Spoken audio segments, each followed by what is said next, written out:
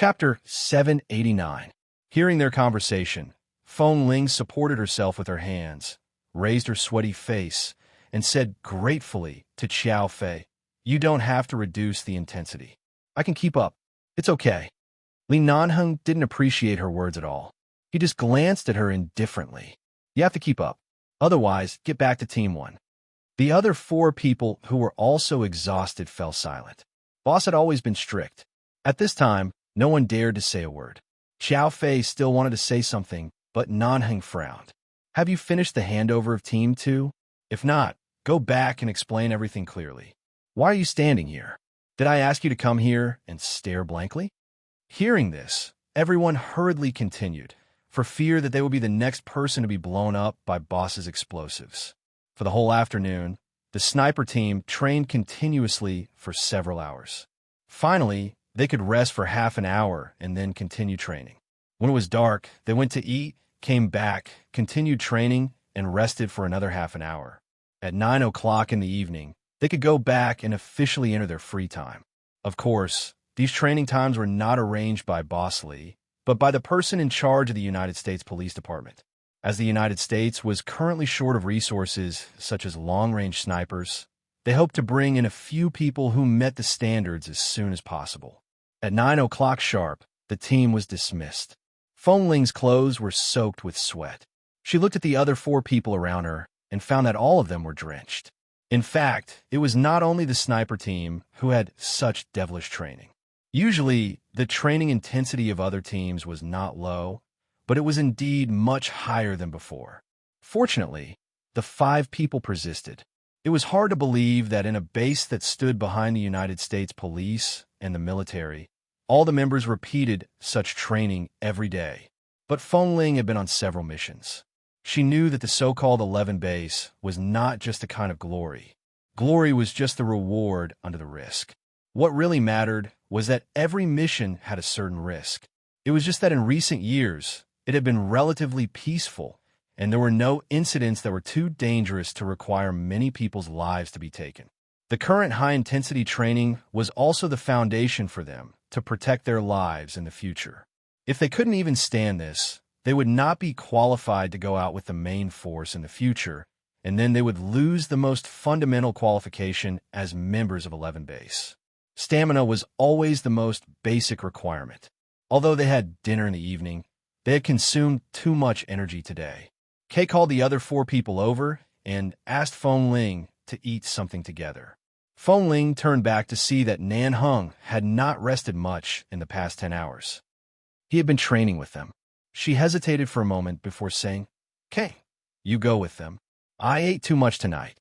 I'm not hungry now." After saying that, she quickly walked in the direction that Nanheng had left, trying to catch up to that figure. She wanted to say that since she could endure this afternoon's training, she would definitely be able to hold on in a few days.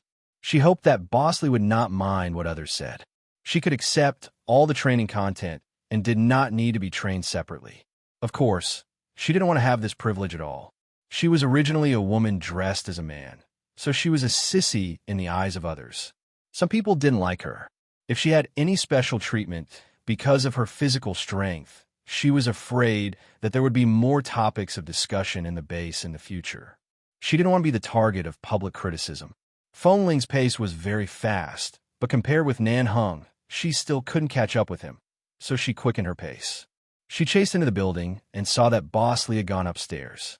Feng Ling quickly followed up. When she reached the 2nd floor, she suddenly saw Han Jin waiting there. Nanheng saw Han Jin and didn't go up again. The two stood on the 2nd floor and talked.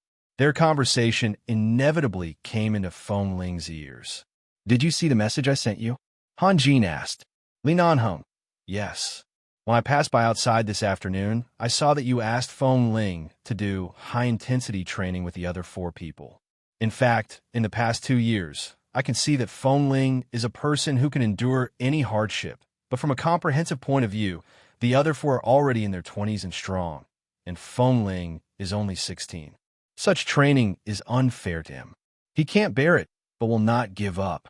He will definitely persist, but I don't think it will be good for him." Hearing her name, Feng Ling leaned against the wall on the 1st floor and was in a dilemma. If she went out, she would definitely hear something. Boss and Han Jin were both very sensitive people. They would definitely notice her movements. If she pretended to go back to her residence to rest and walked up, she would just interrupt their conversation. Before she had time to move, Nan Hung had already said, the sniper team approve her as a candidate because of her excellent ability, not because of how fast she is or how agile she is. From a comprehensive point of view, if you want her to improve, you must specialize in her weaknesses. I treat her and the other four equally. Han Jin frowned. But this is only the first day. Not to mention Feng Ling. The other four may not be able to bear it. Even if they can persist today, they may not even be able to get up tomorrow. It's another thing to push people to their limits. Do you know their limits? Nan Hung calmly and coldly interrupted him. Han Jin paused and understood what he meant. Nan Hung looked at him calmly and said lightly, I know what I'm doing. Whether it's Kay, the others, or the young Feng Ling, their limits are far more than what you see. As a member of the sniper team, they bear more hardships and dangers than other teams. At least in this team, no matter what mission they take in the future, I don't want any of the 5 people in this team to be injured or sacrificed. What is the best way to protect them? Except to make them stronger, there is no other way. After thinking for a moment, Han Jin said, this is what my dean said when I first entered the base many years ago. Indeed, at that time, I was also forced to train again and again. If it weren't for that, I wouldn't be who I am now. I think I was only 17 or 18 years old at that time. Nan Hung didn't speak anymore. Chapter 790. Speaking of which, he thought about it carefully. Perhaps they were just considerate of an excellent member like Feng Ling and didn't want him to be forced too much. They still hoped that Feng Ling's future would be easier. But now he suddenly found that Boss Li's consideration was really the most comprehensive. At least, except that Feng Ling was indeed too burdensome. There was nothing else against him. But if there was really any special treatment, many things would not be so simple. If it's really about taking care of and being considerate of this 16-year-old boy, the best way for me to take care of him is to train him into the most qualified and excellent long-range sniper. He will do what others can do. He can only do better than others in the face of danger. Feng Ling stood on the first floor, leaning against the wall, holding his breath and not making any movement. But at this moment, she suddenly felt that Nan Hung was the person in charge of the entire 11 base. He had unimaginable responsibilities on his shoulders. He was strict, but he also had to take care of every member and the value of everyone's existence. In the face of life and death in every mission, all the training now was the life-saving talisman of the members of 11 base. If his ability was not up to standard, he would not be qualified to participate in more missions and operations in the future. Feng Ling wouldn't feel that there was anything special about her because she was young and disguised as a man. And Boss Li obviously didn't want to waste a talented person. Before leaving, Han Jin received a call. Because the next direction was the other side, he went straight through the corridor to the safe passage at the end of the other corridor and went downstairs, not passing by this side. Nanning stayed in place for a moment, thought of something, and turned to walk down. However, as soon as he took 2 steps down, he suddenly saw the person standing against the wall a few steps below. Feng Ling's clothes were still wet. She had really sweated a lot since the afternoon, and there were fine strands of hair stuck to her forehead. However, at this moment, she didn't feel tired at all, nor did she feel that she was different from others. Even though she knew that she looked disheveled, he was right. No one knew where the limit of their physical strength was. If they could exceed it by a little, they would have a higher chance of protecting themselves. She fixed her eyes on him, and in the corridor that was lit up by the automatic sensor lights at 9 o'clock in the evening, there seemed to be light in her eyes. Nan Hung paused and suddenly stopped in his tracks. The air in the corridor seemed to freeze at this moment. He looked down at the exhausted young man leaning against the wall. Ever since Feng Ling entered the base in the past 3 years, all the hostility and indifference seemed to have turned into the most silent encouragement and trust at this moment. It was more like a pair of hands with endless driving force was silently pushing her forward. Feng Ling found that all the wariness and hatred she had for this person had turned into gratitude and trust at this moment. Nan Hung ignored the burning gaze in her eyes and asked coldly, "Who taught you to eavesdrop?" "I didn't eavesdrop. Boss, you let us live here now." Kay and the others went to eat. "I'm not very hungry. After training, I wanted to come back to take a shower and rest early. Unexpectedly, I met you and Drill Master Han talking here. I was afraid to disturb you, so I stood here and didn't dare to make a sound. Since you know we're talking, why don't you leave as soon as possible? This is the proper etiquette. Don't you understand?" Nan Heng's expression was as cold as ever. His attitude was even aggressive, which made it hard for people to see any warmth. Feng Ling paused, raised her hand to push away the sweaty hair in front of her forehead, and said in a low voice, "Sorry, I'll be careful in the future." Anyway, she didn't feel that he was stabbing her with his words. After hearing the conversation between him and Drill Master Han just now, Feng Ling was no longer afraid of his cold mask. She stood at the bottom of the stairs and suddenly smiled at him. "Boss, thank you for not thinking that I'm different from others because of my age and physical fitness. Thank you for letting me train with other brothers equally, and thank you for giving me this opportunity."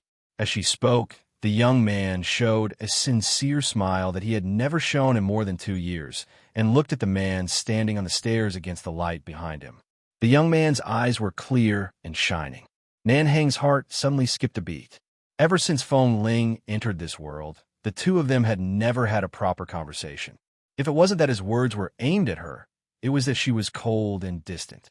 When the clean, delicate, and beautiful young man smiled like this, it was like a gentle breeze brushing his heart. Nan Hung walked down silently and didn't say a word because of her words, nor did he reply. When he passed by her, he slightly tilted his head and looked at her for a moment. "Do you know how embarrassed you are now?" He threw out these cold words indifferently and left. Feng Ling, she looked down at her dirty clothes and messy collar from training, and then lowered her head to smell the sweat on her body. Even if she didn't sweat as smelly as others, she had accumulated a lot of sweat in the afternoon, and it wasn't a pleasant smell after all. But she really appreciated Boss Lee's treating everyone equally from the bottom of her heart. Feng Ling turned to his back and said, "Boss, I'm serious. In the future, no matter how much you strengthen our training in the base, if I say I'm tired or complain, I'll change my surname to yours." Li Nanheng didn't stop and said coldly, "Take my surname? In this world, the people who can take my surname are either my children or my wife." With that, the man glanced back at her indifferently. "Do I look like someone who has a son as old as you?" Feng Ling, Nan Hung was about to say the next sentence, but when he saw the boy didn't seem to understand the meaning of his words at all, he suddenly felt that there was something wrong with his brain for saying these words to a man. If he didn't want to be a son, would he want to be a wife? An AF** king man? Seeing Feng Ling's confused and obviously resistant expression to the words son and wife, Nan Heng's face became colder. Feng Ling didn't understand Boss's sensitive and unhappy heart. Originally, she wanted to express her sincerity in working hard. She also wanted to change the somewhat stiff relationship between her and Boss into a peaceful one. At the very least, she didn't always target him like this. So when the man turned to leave with a cold face, she quickly followed him. All the way back to the training ground to pick up the gun left there, the boy behind her was like a little tail that she couldn't get rid of. Chapter 791. Intensive training required someone to watch from the side, and it was impossible for Xiao Fei to watch him alone. Feng Ling didn't sleep for the sake of training, but he didn't sleep either. Did he really think he could get special treatment? Now, if Boss allows me to continue training, I could do another 100 push-ups immediately.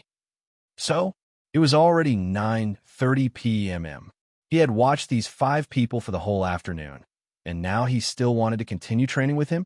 Also, if Boss needs me, I can knock on your door at any time. I'll be there whenever you call me. Any time is fine. Nanheng walked in front, ignoring her. Feng Ling followed behind and kept talking, expressing her current feelings and all the things she wanted to say. She had lived for so many years, and it was rare for her to talk so much. She really wanted to build a good relationship with someone, at least because she was really grateful and understood his good intentions. She really didn't want to continue being like this, and she didn't want to be targeted by an iceberg all day. Just as Feng Ling followed him forward a few steps, Nan Heng suddenly stopped. He stopped so suddenly that Feng Ling, who had been following him at a fast speed, didn't expect it. She directly bumped into his back and took another step back. When she looked up, she saw that Nan Heng had turned around to look at her. Feng Ling, the man, looked at her. Yes. Do I look like I have the words, your personal instructor, written on my face? Nan Heng pointed to himself. Your training is the sniper team's matter. I'll pass on the necessary arrangements at any time. I'm not your personal nanny, nor am I your personal drill master. When you want to train, no one will care if you do 1,000 push-ups here.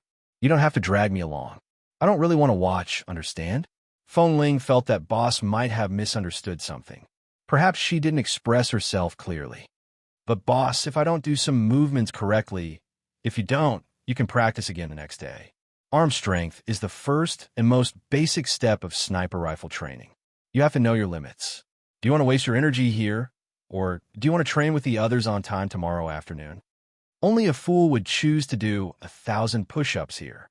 Feng Ling followed Nan Heng all the way to the base canteen. She rarely came here at such a late hour. Usually, she would come here the normal time of 3 meals a day. She didn't expect that there would be so many people in the cafeteria, even though it was so late. Nan Heng stopped at the entrance of the canteen. How long do you plan to follow me? Feng Ling replied, not really. Kay and the others are all here. I followed them here and will go back with them later. Speaking up to this point, Feng Ling felt that with her current mentality of wanting to ease the relationship between her and boss, she would choose to gradually ease the relationship bit by bit. However, she couldn't control her mouth and said, since we're already here, boss, do you want to have supper? Shall we eat together? Why should I have supper with you? Because we live on the same floor. After eating, we can go back together. Feng Ling's expression was calm, as if this was nothing out of the ordinary. Nan Heng glanced at her. Living on the same floor isn't a reason. It's obvious that your skin is thicker than the city walls. With that, he walked away with a cold face. Feng Ling did not continue to follow him. She stood where she was and watched as he exuded an aura of stay away from strangers. He bypassed the noisy crowd and walked toward the senior members of Team 1 who were sitting in the innermost seats.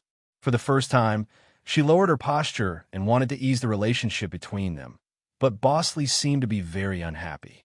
What was he unhappy about? Was it because she had just heard his conversation on the first floor? A week later, at 2:10 in the afternoon, when the sun was hot, the 5 members of the sniper team were doing pull-ups on the training ground. This group had to do 50 pull-ups. After the 50 pull-ups, they could go to the shooting training ground to practice long guns. At present, they didn't have a chance to touch a sniper rifle.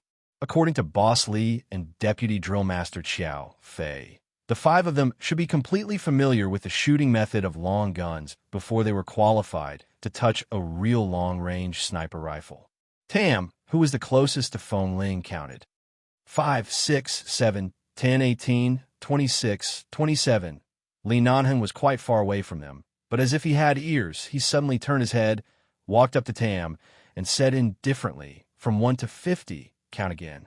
Tam's forehead was already sweating, and at this moment, cold sweat flowed down his forehead. He played dumb and asked, "What's wrong?"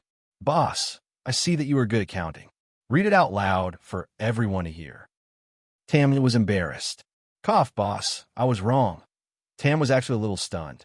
If this kind of lazy behavior was discovered by Deputy Drill Master Qiao, he would only need to be taught a few words and then do the full 50 again, but it was actually discovered by Boss Lee. He suddenly felt that all the hair on his body was about to stand up. "What's wrong? I will definitely count to 50. It's too late," Nan Heng said coldly. "Come down." Tam! He didn't dare to resist at all. He jumped down from the horizontal bar and looked at Li Nanheng nervously. "Do 100 frog jumps on the spot," Nan Heng said lightly. "Tam! Boss, I really know I was wrong. What are you still waiting for? This 100, it's 200. Boss, I won't dare to do it again next time. 300. Tam completely did not dare to speak. He squatted down with a sullen face, held his head, and began to do frog jumps. The three people by the side almost burst out laughing. Feng Ling couldn't help but laugh. She said that she felt that Tam's counting was a little strange and didn't realize that he was being lazy. The tiredness of 10 frog jumps was similar to that of 50 pull-ups. Doing 100 frog jumps was a good lesson for him. At least he could remember it this time. Otherwise, if this happened again in the future and he was kicked out of the sniper team by his boss, he would suffer a great loss. After the afternoon training ended, because it was the weekend, the training ended 2 hours earlier than usual. It was only 4 in the afternoon. Many of the senior members of the base were allowed to go out freely on the weekend. Those who were allowed to go out to the commercial street 5 kilometers away. 2 months ago, Feng Ling's cell phone was accidentally soaked in water during a mission. Although it could still be used, there was still some lag. She had never planned to change it, but Han Jin did mention this to Nanheng. Nanheng left the training camp and went to Team 1 to give some instructions. He returned to the sniper team's training camp and was about to ask Feng Ling to go out with him. However, the moment he walked in, he saw Feng Ling and Xiao Fei standing there talking. The sun shone down through the canopy outside the training camp, and the fine golden light fell on the clean and delicate side of the boy's face. Nanheng walked over expressionlessly, holding a car key in his hand. He said to Feng Ling coldly, "Come out with me. Dash." Chapter 792. Where are you going? Feng Ling looked at him in confusion. Didn't he say that today was the weekend and he could have free time after the afternoon training? Li Nanheng still looked cold and emotionless. Do you have anything to do at the base? No. Then come out with me. What for? Was there a mission? Feng Ling didn't ask more, but nodded politely to Deputy Drill Master Qiao, who was giving her guidance just now. Xiao Fei also smiled kindly at her and waved at her. Feng Ling followed Li Nanheng out of the training camp. As a result, when she followed Boss out, she saw his Hummer. The pure black body of the car was cool and unique. Feng Ling didn't know much about cars. She only learned from the private conversations of others in the base that Boss Li's car performance was particularly good, and this Hummer was a Polar limited edition specially made by the U.S. military. There were no more than 3 people in the entire United States who owned this car. Why are you in a daze? Li Nanheng looked at the boy who was staring at the car and casually pressed the unlock button of the electronic car key. Feng Ling came back to herself and walked over without speaking. She didn't know what happened until she opened the door. Why did she get in his car? Boss, where are we going? Get in the car first. Feng Ling got in the car and fastened her seatbelt. When the man sat in the driver's seat, she glanced at him again. Li Nanheng didn't look at her, started the engine, and drove the car out of the base without saying a word. After driving about 2 kilometers out of base, Feng Ling opened the car window and the wind poured in, making her soft short hair a little messy and affecting the man in the driver's seat. His thin short hair was also slightly messed up by the wind, but the man drove quietly, and his calm face gave her a strange sense of security. Security. Feng Ling had been used to relying on herself since she was a child. With her own ability, there were really few people who could make her feel safe. But at this moment, she strangely had such a feeling. When the beautiful and cool car drove into the city from the suburbs, many passers-by were shocked and curious when they saw the car. Although there were no more than 3 of these cars in the United States, after all, in this era, many things were passed down by word of mouth. For example, when a car like this, which represented absolute authority, passed by, many people were guessing what kind of person was sitting in the car. Nanheng held the steering wheel with one hand.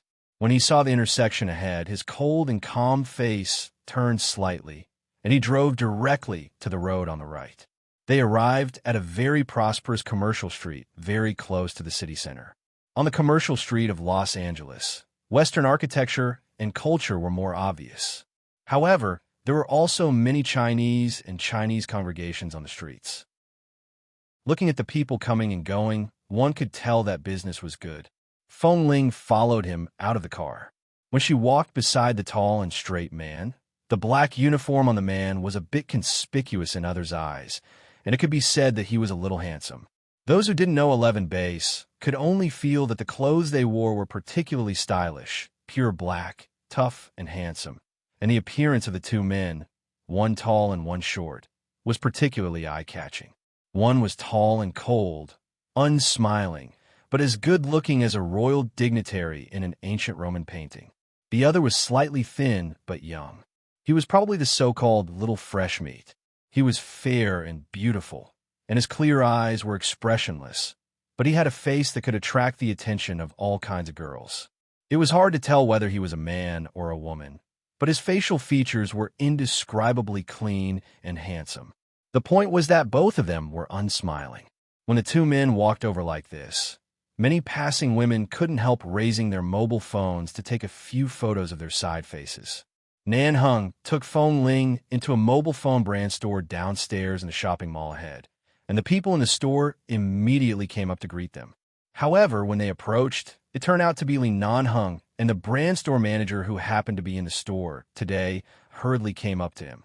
Young Master Li, this shopping mall was the invisible industry of the Li family. On the surface, it was hard to tell who the actual legal person was, but only the internal staff knew that the Li family was the real power. It was rare to see Li Nanheng here, so of course, they instantly became cautious for fear that if they were careless, they would lose their jobs. Nanheng glanced at the manager of the mobile phone brand store. Take out a few of the latest mobile phones to have a look. They must be light, strong, and waterproof. He didn't say many words, but the manager of the mobile phone brand store looked up at him in shock. Young Master Li, you came out to buy a mobile phone in person? Feng Ling didn't understand what was going on. She thought he took her out of the base for something, but it turned out to be to accompany him to buy a mobile phone. Boss Li was so strong that he didn't need to ask someone to accompany him as a bodyguard. So why did he ask her to follow him out? To accompany him to buy a mobile phone. Nan Heng's tone was indifferent. He tilted his head and casually pointed at Feng Ling with his chin. Feng Ling turned her head sharply and looked up at him, and the manager also secretly glanced at Feng Ling in disbelief. Young Master Li usually didn't even come out to buy his mobile phone in person. The Li family had people in charge of these daily necessities, but young Master Li specially accompanied someone to buy a mobile phone. Moreover, it was a youngster who didn't look too old. Young Master Li, there are indeed several new mobile phones this month. Let me show them to you. The manager didn't dare to be negligent. After taking a look, he turned to ask the shop assistants to put all the new mobile phones here. Boss, I have a mobile phone. I don't need to change it, Feng Ling said in a low voice when the manager turned to ask the shop assistants. As if he didn't hear her, Nan Hung walked in, sat on a single sofa by the window in the store, and picked up a stack of English newspapers to read. Feng Ling had to follow him, stood by the sofa, and then turned to look at the shop assistants and managers who were busy bringing over several new mobile phones, and lowered her body to say, I really don't need to change my mobile phone. Didn't your mobile phone get damaged after that mission? Will there be occasional signal delays and delays? This mobile phone has been used for more than 2 years. It's time to change it. Nan Heng's voice was still very indifferent. Pinching the newspaper with his fingers, he said lightly, a large part of the bonus for all your missions in the past 2 years is with me. Even if I buy a mobile phone for you, it will be your own money. Don't be polite to me. Feng Ling, the bonus for missions. Chapter 793. However, Feng Ling had no concept of money. Besides, she lived and ate in the base. She didn't know what she could do outside the base, so she rarely spent money. So she didn't care how much it was. She never thought about it. It turned out that her money had been kept by Li Nanheng. Feng Ling's expression was as complicated as it could be. Why are my mission bonuses in your hands, boss? Feng Ling was a little surprised by this matter. After all, even if she didn't have a concept of money, she had heard some rumors about Nanheng and the Li family. In short, Boss Li was definitely not a person who lacked money. It was not an exaggeration to say that he had countless mountains of gold and silver behind him. The money she earned from missions in the past 2 years was probably nothing to him. He probably didn't care about it at all. So, why was her money kept by him? If I put it in your hands and the members of the base borrow money from you, will you lend it to them?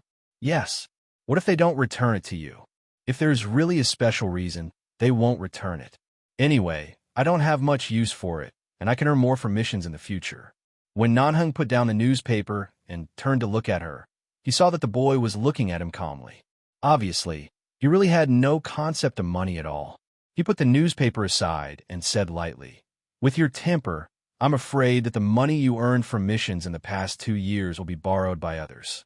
Hanjin specifically told me about your situation.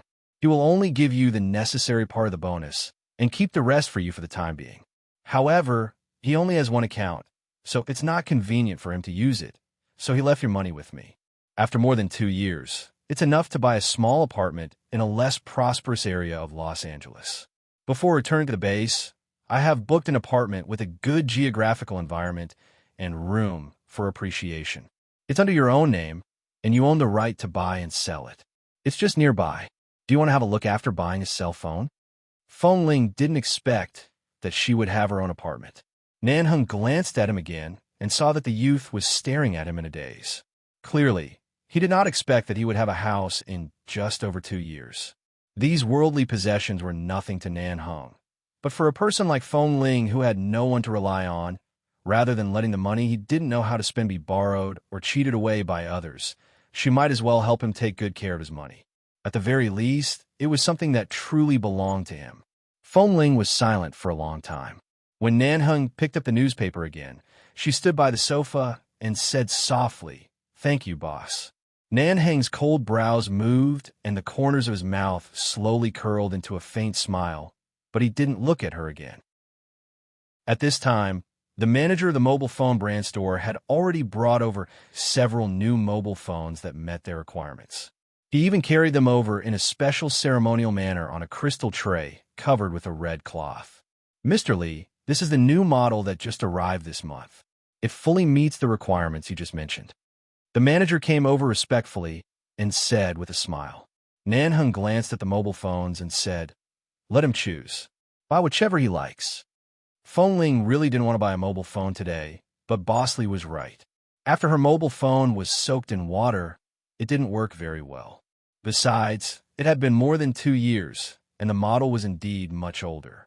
When she was on a mission several times, her mobile phone had fallen to the ground several times, and there were traces of bumps on the corner. Kay had scolded her several times in disgust and asked her why she hadn't changed her mobile phone, but she just said it could still be used. Why should she change it? But now that she saw so many new and beautiful cell phones in front of her, no matter how uninterested Feng Ling was in these things, she still found these phones to be much better than her old one.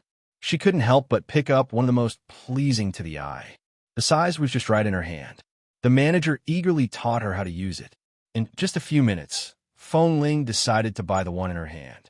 "Then I'll buy this one," she said and asked, "Are you sure it is waterproof?" "Yes, of course, Mr. Lee is here. Our department store is the property of the Lee family. How dare I lie to Mr. Lee? And now the mobile phone industry is so developed that waterproof is just an extra feature. Don't worry, as long as it's not in an underwater area with too much pressure or too hot water, there is absolutely no problem." Feng Ling nodded. She believed that. Some very expensive watches seemed to have the same principle. As long as it was not in particularly hot water or places with too much pressure, it would be waterproof. "Little brother, don't you want to see other models? This one is okay. It's not big or small. It's just right." At this time, Nanheng looked at the mobile phones in front of her and glanced at the one in her hand. "Indeed, this one is very suitable." Hearing young Master Lee's words, the manager quickly nodded. "Okay, then I'll go to the warehouse to get a new one." After seeing young Master Lee nod, the manager quickly turned around and hurried to the warehouse behind. While waiting, Feng Ling had been standing by the sofa obediently. Nanheng glanced at him. "You've been training in the afternoon. Now you've been standing for so long. Aren't you tired?" "It's okay. I'm not tired. Boss, just sit here." From his words, it seemed that Feng Ling had completely regarded him as a bodyguard.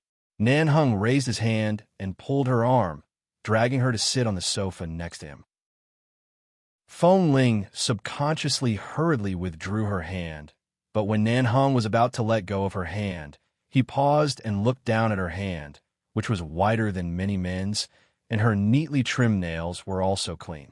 It looked very ordinary, but her hand, which had been trained to hold levers and guns, was still so white and tender.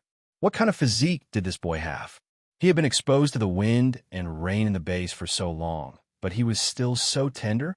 His hand only stayed on Feng Ling's hand for a few more seconds before he let go and said softly, after buying the cell phone, "Do you want to go to your apartment to have a look?" Chapter 794. Seeing that Feng Ling clearly didn't understand the ways of the world, but he was always sensible, Nan Heng glanced at him again. The corners of his mouth unconsciously turned up, and his mood became much better. "Do you want to go back to the base cafeteria for dinner? Or do you want her boss to treat you to something good nearby? As long as I'm full. Anything is fine." As a person who grew up in a pack of wolves for 5 years, some awareness had been deeply rooted in his bones. It didn't matter whether it was delicious or not, good or bad, or even whether it was cooked or raw. What mattered was that he could eat his fill. The only thing Feng Ling couldn't eat was too greasy, which would spoil his stomach. Nan Heng took out the new cell phone and checked it to make sure there was no problem. He didn't intend to stay in this store any longer and left with Feng Ling. Feng Ling inserted the SIM card into the new cell phone and was about to walk to the parking lot with Nan Heng, but she saw that he didn't seem to intend to go to the parking lot, so she had to follow him while playing with the new cell phone. Nan Heng was going to take Feng Ling to have a meal nearby before going back. It was indeed dark, and it was already 6:40 p.m., just the time for dinner.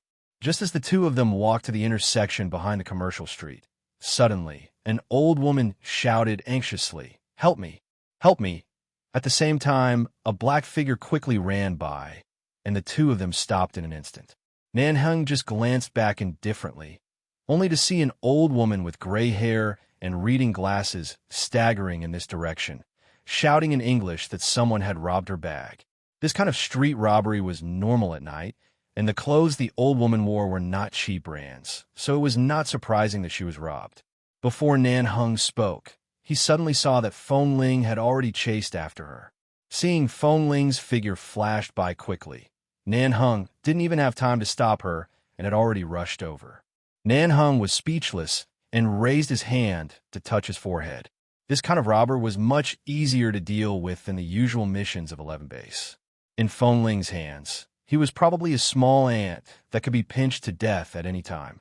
There was no need to worry at all. But dinner time was still delayed. Why didn't he feel that Feng Ling was willing to be nosy? When the old woman saw someone chasing after her, she hurriedly stopped on the side of the street and breathed heavily with her hand on her chest until a middle-aged woman suddenly walked out of a shop on the side of the commercial street. When Nan Heng saw the middle-aged woman, his expression slightly froze. It was Madame Feng, Feng Mingzhu's mother, Qin Xiao. Ever since Madame Feng's second daughter fell into the sea when she was less than a year old, she had never given birth to another child. Many years ago, she blamed herself for not holding the child properly, causing the child to fall into the sea. She was only in her 40s, and although she maintained her face well, her hair was much whiter than her peers. After her second daughter's accident, Madame Feng began to worship Buddha and rarely left the Feng family's home. When the Li family tried to matchmake him and Feng Mingzhu, Madame Feng didn't show up. "Mom, what's wrong?" Madame Feng, Qin Xiao, quickly walked up to the gray-haired old woman and carefully and gently helped her up. "Someone robbed me.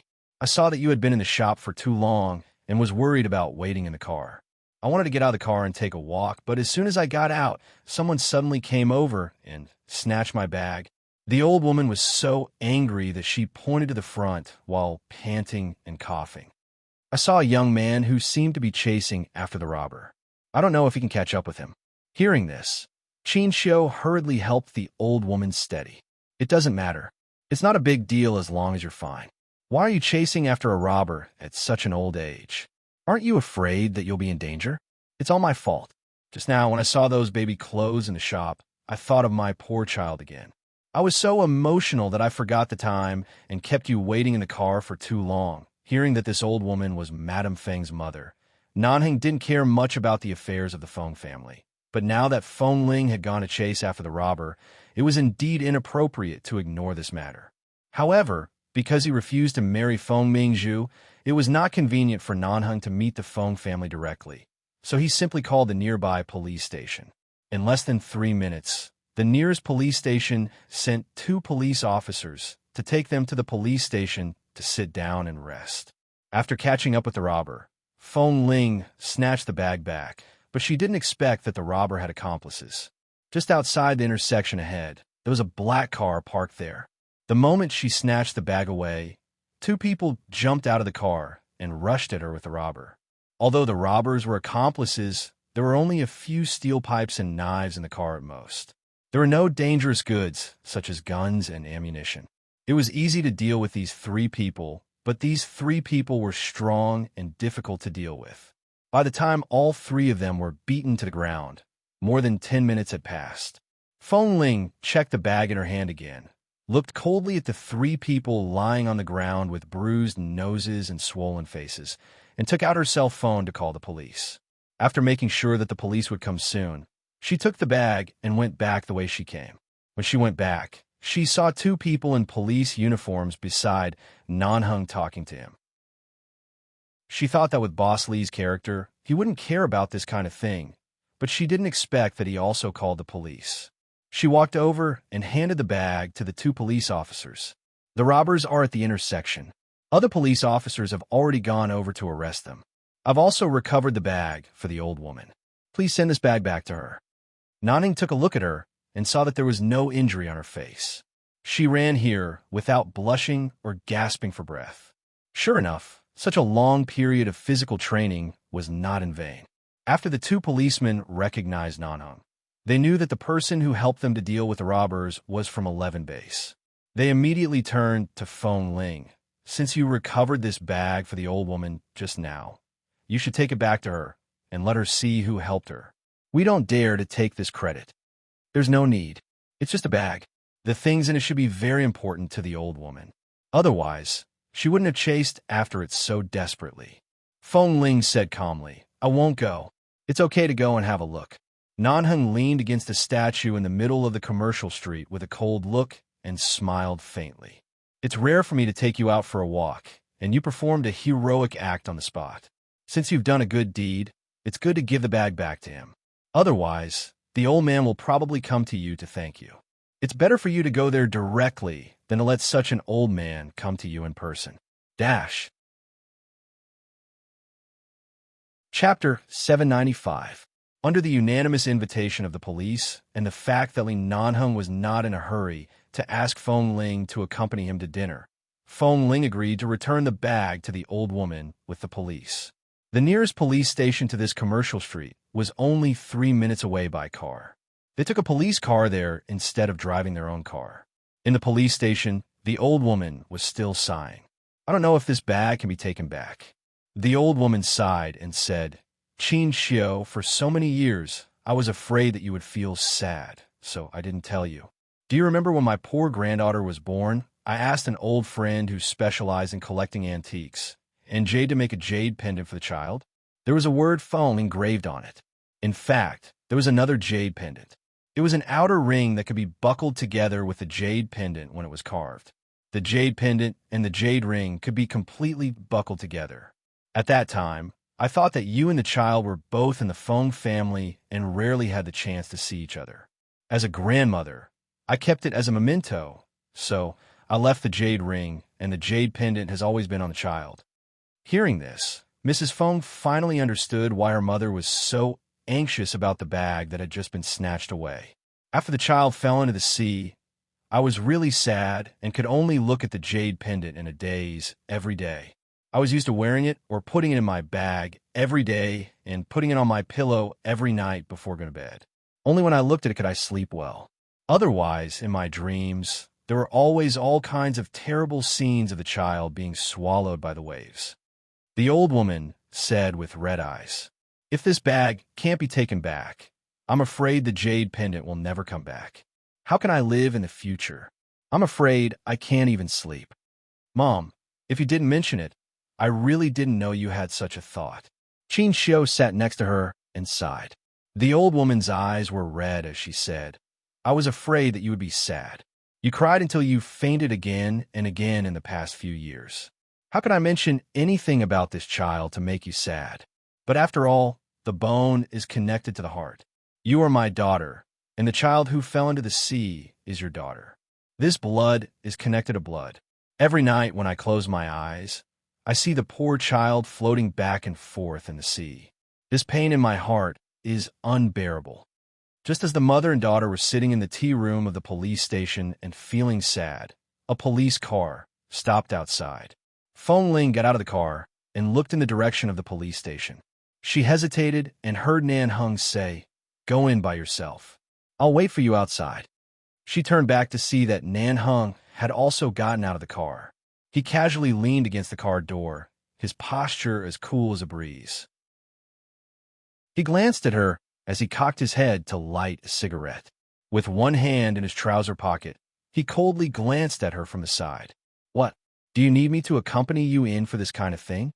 Seeing that Bosley was not impatient at all, nor did he scold her for meddling in other people's business today, Feng Ling glanced at him again and turned to follow the two policemen into the police station. Nan Hung held a cigarette, and his cold face was as handsome as a ghost.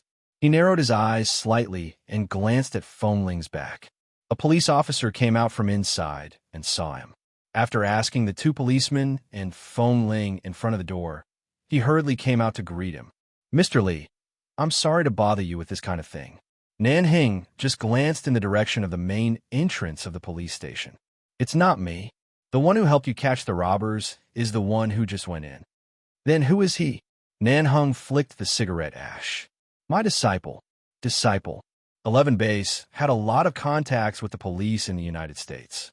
Most people who knew their base knew how difficult it was to deal with Li Nanhung. Many people wanted him to teach them something in person, but no matter what method they used, they couldn't get a word of advice from him. It was said that even the most powerful Team 1 of 11 Base didn't have the good luck to be personally invited by Li Nanhung to train them. However, as outsiders, they only heard rumors, and these rumors were old news from many years ago. But now, they suddenly heard this man in front of them admit that he had a disciple. It seemed that the boy who just went in was definitely not simple. Li Nanhung glanced indifferently at the figure that had disappeared in front of the main entrance, slowly exhaled a ring of smoke, and didn't say another word. He personally asked Feng Ling to stay in the base, personally gave her the official qualification to stay, personally supervised her physical fitness, step by step, and brought her into the sniper team under his complete control. If he wasn't his disciple, then what was he? On the other side, Feng Ling was taken into the tea room of the police station. "Mrs. Feng, your bag has been taken back. It was this little brother who helped you catch up with the robbers. Please check if there is anything missing in this bag. If there is no problem, you can go back in peace." After the police said this, Feng Ling didn't feel it necessary to say anything to the two people inside, but just put the bag on the table closest to the door. Then she still didn't say much, but just nodded expressionlessly to the middle-aged woman and the old woman who turned to look at her. "Forget it." She turned to leave. The old woman first looked at her bag. Seeing that her bag was safely put there, the next moment, she turned to look at the person in front of the door, and her expression immediately stiffened. "Wait." Feng Ling paused and looked back at the old woman. The other two policemen in front of the door also thought there was something wrong and looked inside suspiciously. "Wait a minute, you are..." The old woman's expression was a bit stiff, and there seemed to be some indescribable surprise in her eyes. She looked at Feng Ling's face, and her eyes gradually became filled with disbelief. She looked at Feng Ling and then at Qin Xiu, who was also stunned. "You?" Feng Ling didn't understand the old woman's excited and surprised expression. She looked at the middle-aged woman next to her for a moment, and then looked back at the old woman. "Is there something wrong with this bag?" Feng Ling said lightly. "I just took it back and didn't open it. Do you want to come over and check it first?" Chapter 796. Feng Ling looked at the old woman and replied calmly, "It's just a bag. I'll just take it back for you. We won't meet again in the future. My name is not important, and there's no need to say it." The old woman still stared at her face, but she grabbed Qin Xiu, who was a little absent-minded, and whispered, "Look at him. Doesn't he look like you when you were a child? He looks so much like you when you were in your teens or 20s. Qin Xiu paused and said in a low voice, "He does look a little like me. I was surprised just now." "Look a little like you?" You've almost forgotten what you looked like when you were young, but I'm your mother. I remember what you looked like at every age. This child really looks so much like you, even more like Mingzhu. Mingzhu looks more like her father, but this child really looks so much like you. The old woman grabbed Qin Xiu's hand excitedly and said, "Do you think there's a miracle in this world? Will my poor granddaughter not have? Mom, this is obviously a boy. Although he looks like me, I'm a daughter." Although Qin Xiu also felt a little surprised and excited. After all, so many years had passed, so she calmed down a little. "I know you just thought of these things again. It's not that there are no people who look like me in this world, but in the vast ocean, there was no chance that the child could survive at all. If it weren't for this, how could I have been chanting sutras and worshipping Buddha all these years? I just wanted to release my poor child from purgatory. But my child is a daughter, a lovely little princess. Mom, don't think a person who looks a little like me is a miracle. No, he really looks like you." The old woman was still very excited, and her eyes were fixed on Feng Ling. Being stared at by this old woman, Feng Ling's hair seemed to stand on end. She couldn't tell what she was feeling. This was different from the killing intent and hostility in the eyes of any enemy she had ever seen. She wouldn't feel anything for those kind of enemies, but now, goosebumps all over her body seemed to be falling off. "Child." The old woman pushed Qin Xiu away and walked toward her tremblingly. She reached out to hold her hand, but Feng Ling abruptly moved her hand back and looked at the old woman in front of her warily and keenly. Even though she was an old woman, she still disliked the touch of strangers. Seeing that the child in front of her didn't seem to like being touched, and that her eyes were very cold and sharp, the old woman relaxed a little. However, she still stared at her face back and forth as if she had long forgotten that her bag was beside her. She only looked at her face and asked gently, "Child, how old are you this year?" Feng Ling paused and replied, 16. 16 years old? Feng Ling nodded and saw a flash of disappointment and heartache in the old woman's eyes. 16 years old. The old woman sighed. "That's even more wrong. My granddaughter should be 17 years old according to her birthday." Feng Ling didn't speak.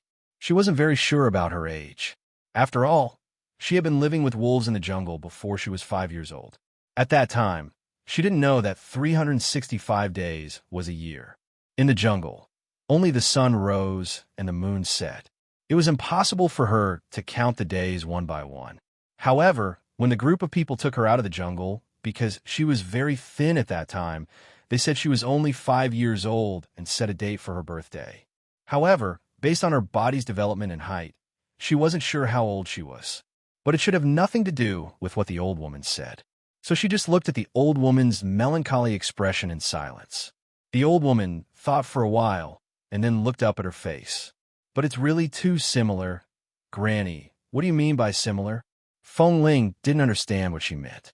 Hearing the child call her granny, the old woman's eyes turned red, and she reached out to hold her hand excitedly. Perhaps because the old woman's expression was too excited and her movements were a little shaky. Although Feng Ling was very sensitive, she still resisted the urge to push her away. However, looking at the old woman's red eyes, she suddenly couldn't be ruthless. She could only hold her hand, and at the same time, the old woman held her wrist tightly. "Are you a boy?" The old woman stared at her face. "How can there be such a beautiful boy? He's fair and clean. He's even more beautiful than a little girl." Before Feng Ling could reply, the slightly younger policeman standing by the side immediately laughed and said, "Granny, you're not praising me. For us men, no matter how old we are, even if we were really tender when we were in our teens, we're still men. We definitely won't allow others to question our gender. When I was in my teens, I was also good-looking. When I heard that I looked like a little girl, I really burst into flames from the bottom of my heart. I was especially angry. I definitely couldn't listen to such words." The old woman paused, as if knowing that she had lost her composure. She had to withdraw her hand, but her eyes still looked at Feng Ling's face with some longing, as if waiting for her answer. Feng Ling hesitated for a moment. She had always regarded herself as a boy to the people she was familiar with. To an outsider she had never met, of course, She couldn't rashly tell her secret. Granny, the place I work in only accepts men. If I were a woman, I wouldn't even have the ability to help you chase the robbers. So how could I be a woman? Feng Ling didn't know why she, who had always been cold to others, couldn't bear to be cruel to this old woman. Even her words were a little euphemistic. Qin Xiu came over and held the old woman, who looked a little disappointed. When she looked at Feng Ling again, perhaps because she looked a little like herself when she was young, she really felt particularly close to her. I'm sorry, little brother. My mother was a little excited. Qin Xiu looked at Feng Ling's face and couldn't help feeling a little emotional. But this was really not the time to be emotional, so she said politely, "It's getting late. Have you had dinner? In order to thank you, let's treat you to a meal and get to know each other. I think you should also be Chinese. It's really rare for us to meet in the United States in such a coincidental way. By the way, if it's convenient, please give me your cell phone number so that we can contact each other in the future." Feng Ling said indifferently, "I won't give you my phone number, and you don't need to eat. It's just a small favor. If there's nothing else, I'll go first." With that, she turned to leave, not intending to stay any longer. Chapter 797. Little brother, you see, my mother's already so old. It's rare for her to meet a young man who can make her feel congenial. Qin Xiu looked at Feng Ling's back and said gently, "Let's have dinner together. It won't take up much of your time. Let's eat near the police station, okay?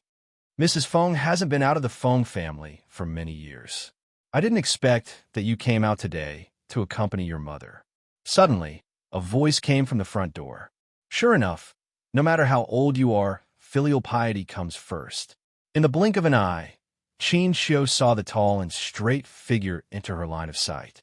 At first, she didn't recognize him, but when she took a closer look, she remembered that she had seen a profile photo on her eldest daughter's phone. She immediately stared at him in confusion and asked uncertainly, "You are Li Nanheng?" Nanheng calmly glanced in Madame Feng's direction and slowly spat out these indifferent words. Mrs. Feng was surprised. "Why are you here, Mr. Li?" "I'm passing by." Nanheng didn't explain much. He casually put his hand in his trouser pocket and said indifferently, "The little brother in front of you is my man." Madame Feng was startled for a moment.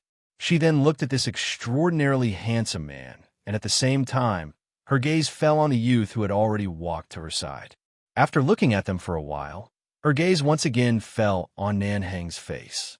When the Feng family took Feng Mingzhu to the Li family as a guest, although Mrs. Feng didn't go, she later learned that Nanheng didn't agree to marry her eldest daughter, Feng Mingzhu. The elders of the Li family and the Feng family were more open-minded. Originally, it was just a casual agreement, but the elders on both sides had always kept their promises. Neither side was willing to do anything unkind and unjust, so they didn't want to get married. But she didn't know how the old man of the Li family and the old man of the Feng family talked at that time. In the end, she actually suggested that Li Nanheng should marry her second daughter Cenotaph to the Li family in a few years. This way, it wouldn't be considered a violation of the agreement, and it would also be a perfect explanation for the life of her daughter, who had left before the age of 1. At the very least, this way, her second daughter would not exist at this time. This decision angered Madame Feng for a long time. Her most precious second daughter had passed away before the age of 1. She carefully protected all the clothes her child had worn the year she was born and used those clothes to build a cenotaph to commemorate her child. She only wanted to keep everything related to her child in this world by her side and carefully protect it. But she didn't expect that the old masters of these two families were so senile. How could they marry off her precious children who had passed away for so many years in such a way? In the past 2 years, this matter had been a thorn in Madame Feng's heart. On the one hand, this Li Nanheng refused to marry her eldest daughter, and on the other hand, this Li Nanheng actually dared to marry her second daughter, who had passed away many years ago. All along, she had been wondering what kind of person this only son of the Li family was, but now that she saw him in person, she found that this Li Nanheng was not some unruly playboy as others said, nor was he some rascal young master who casually joked about marrying her second daughter. On the contrary, this handsome and indifferent man had an unconcealable solemn aura. He was definitely not the unruly playboy she once thought. Such a man who looked like he couldn't be more serious. What kind of tone and mood did he use to say that he would rather marry her second daughter Cenotaph than marry her eldest daughter? Madame Feng stared at Li Nanheng for a long while because her mother had been paying attention to Feng Ling's face. At this moment, she even wanted to go over and hold the child's hand. Madame Feng came back to herself, held her mother by her side, and after thinking for a while, she said politely, "So this little brother is Mr. Li's man. So, he is from your 11 base?" The Feng family and the Li family have been friends for many years, so she naturally knew the Li family's background very well. It was not surprising that Madame Feng knew the existence of 11 base. Nanheng looked sideways, glanced at Feng Ling, who walked to his side and obviously didn't intend to stay for long, and smiled slightly. This is Madame Feng, and the one next to her should be her mother. Speaking of this, Nanheng lowered his eyes and said in a voice that only Feng Ling could hear, "What a coincidence! Your surname is also Feng." Feng Ling didn't find this coincidence strange. Although in the United States, Chinese people were a minority, and the surname Feng was also very rare, she didn't even know who her parents were or what her real surname should be. So this coincidence could only be a coincidence to her and had no other meaning. "Boss, the bags have been brought back for them. Let's go." Feng Ling couldn't resist the various complicated emotions and expectations in the old woman's eyes, and she felt that her heart was inexplicably sour. She raised her eyes to look at the man who was much taller than her. "It's just a favor. There's no need to say too much to them here. Now you know there's trouble? Just now I saw that you were faster than anyone else when you were chasing the robbers," Nanheng said and patted her on the head. Feng Ling, how could they be confused? She didn't usually care about other people's business.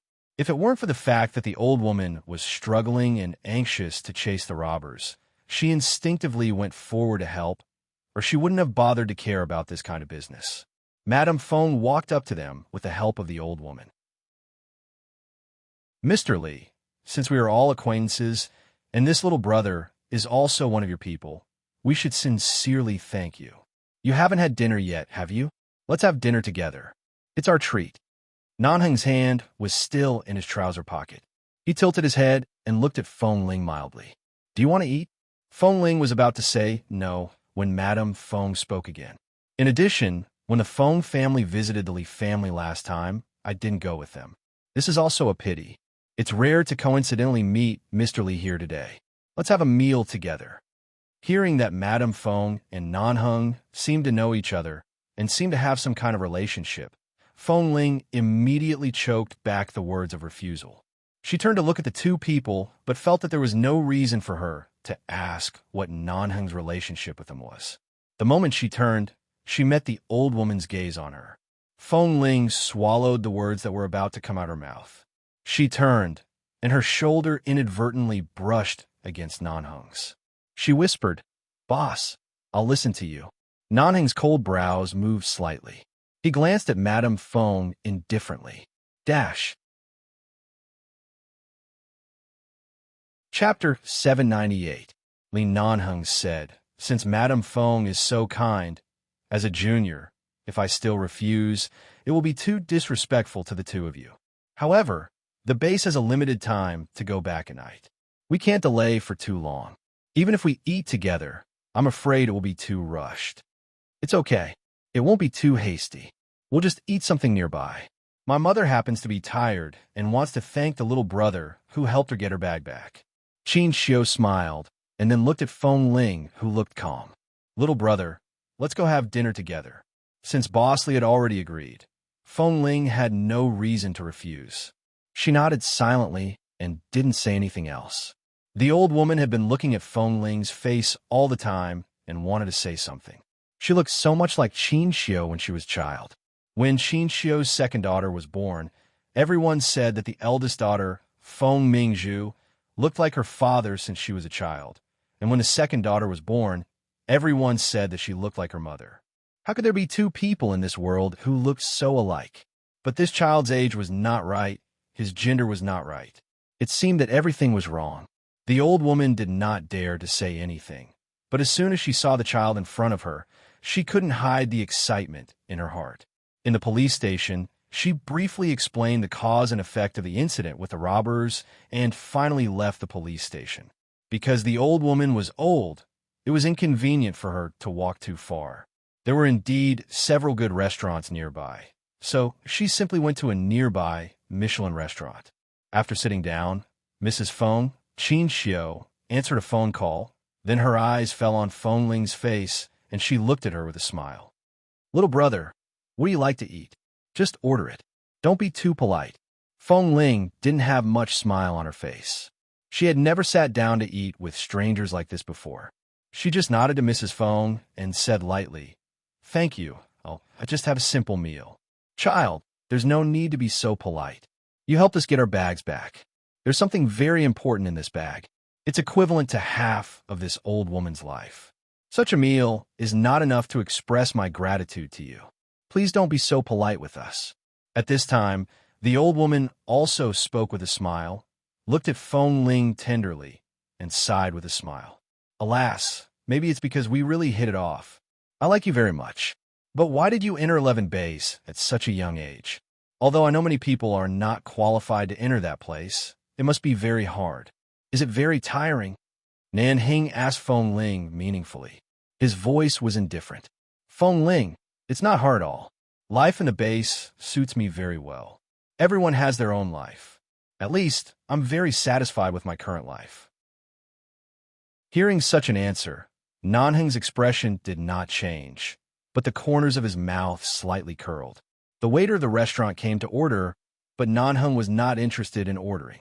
Mrs. Feng and the old woman also insisted that Feng Ling order. So Feng Ling chose 2 light vegetarian dishes on the menu, and then put the menu in front of Mrs. Feng and the old woman. Seeing the 2 dishes that Feng Ling ordered, the old woman said with a smile, "Qin Xiu, this child likes to eat light vegetarian dishes just like you." Yes, Qin Xiu knew what her mother meant by this. Perhaps it was because the boy in front of her really hit it off with them. They were so fated, so alike, and even their tastes were similar. It inevitably reminded her of the poor child who fell into the sea. Qin Xiu didn't want to mention these sad things in front of outsiders, so she looked calm and just said with a smile, "Mr. Li, we've never met, but I can recognize you. I think you probably know the reason."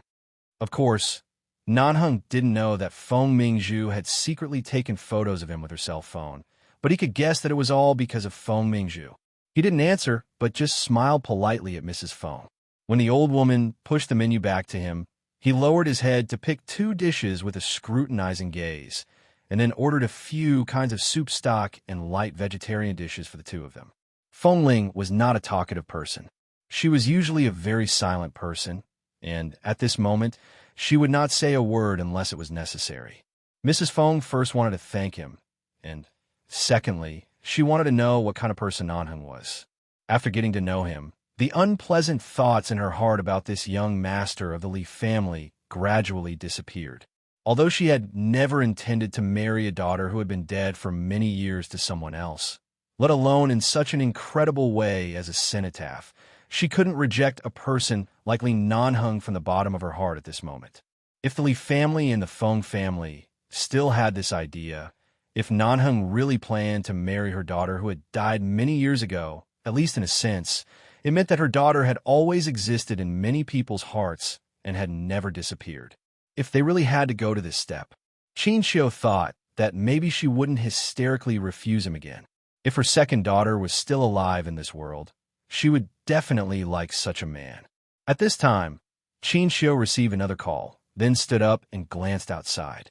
She smiled at a certain direction outside and said, "Yes, it's here. Come in." "Who is it? Is Shuke here?" The old woman turned to look at Qin Xiu. Qin Xiu nodded with a smile and then explained to Nanheng and Feng Ling, "Today, I accompany my mother out for a walk. My little niece just came back from studying in the UK a few days ago and returned to Los Angeles today.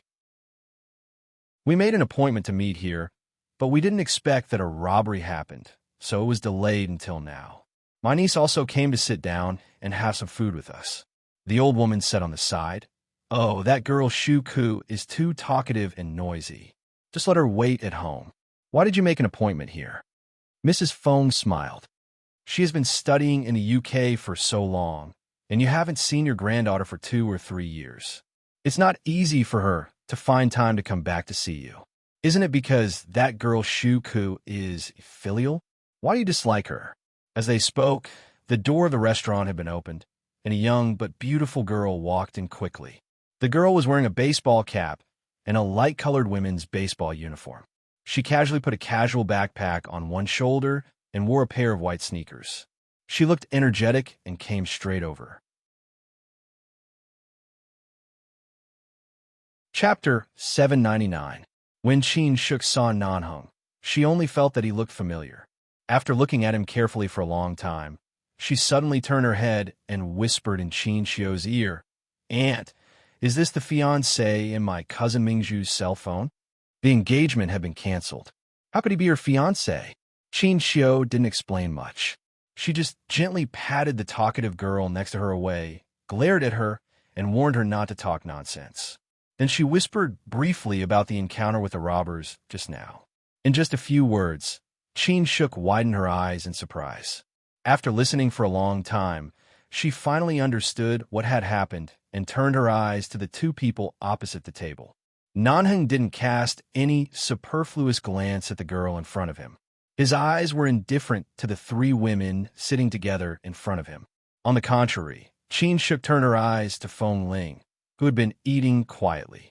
When she saw Feng Ling, who had soft and clean short hair and was fair and delicate and a little handsome, Qin Shuk almost couldn't believe her eyes. Then she turned her head and whispered in Qin Xiu's ear, "Aunt, is he the one who helped Grandma get the bag back? Is he very good at martial arts?" "Yes, he is. How can anyone who comes from a place like 11 Base not be good at martial arts?" Qin Xiu gently patted her head. "All right, don't ask so much. Now there are guests here. Let's have a quiet meal together. In the evening, your grandma and I will accompany you back." Qin Shuk's eyes also stayed on Feng Ling.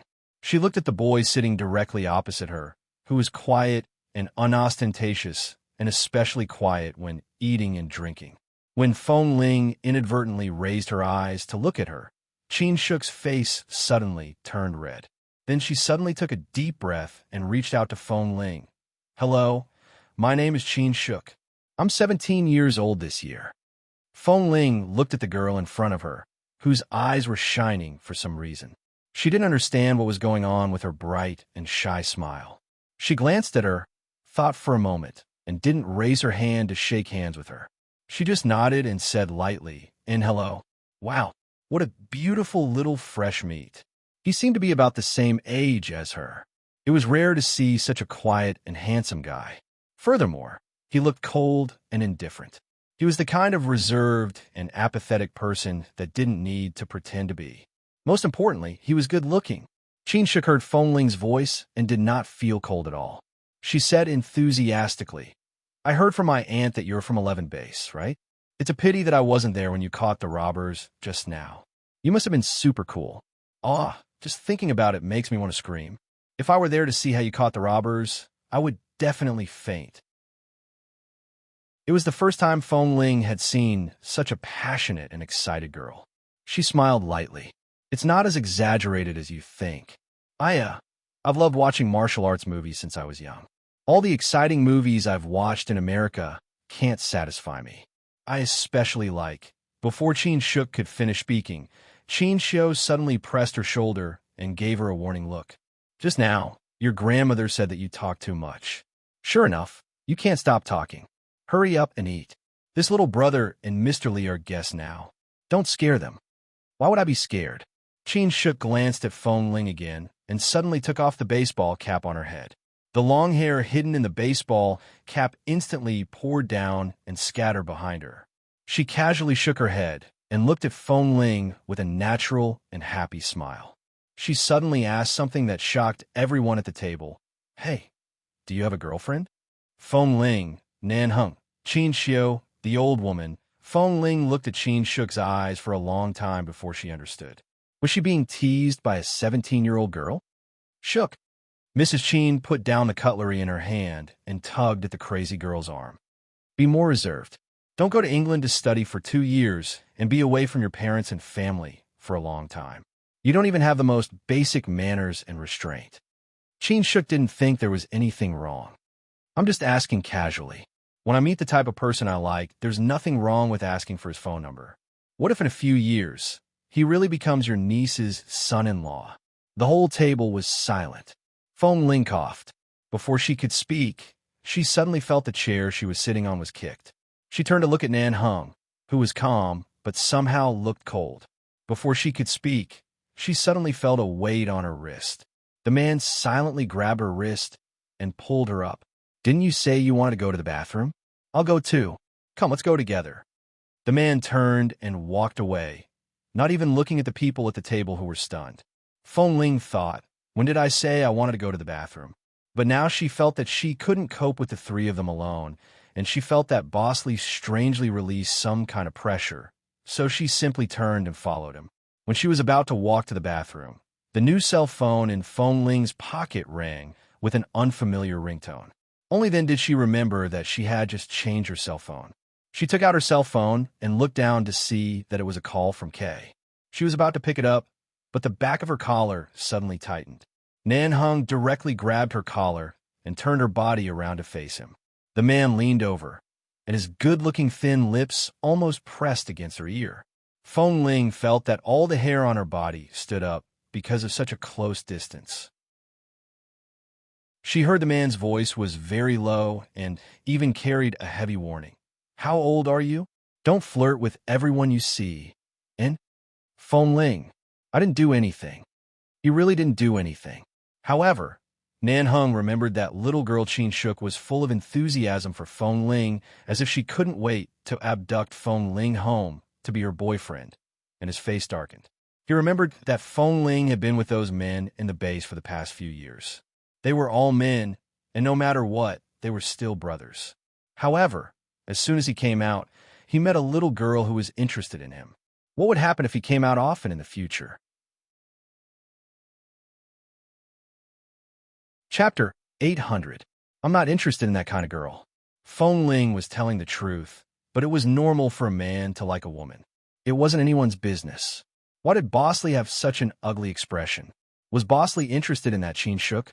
No way, the girl was not even 18 years old.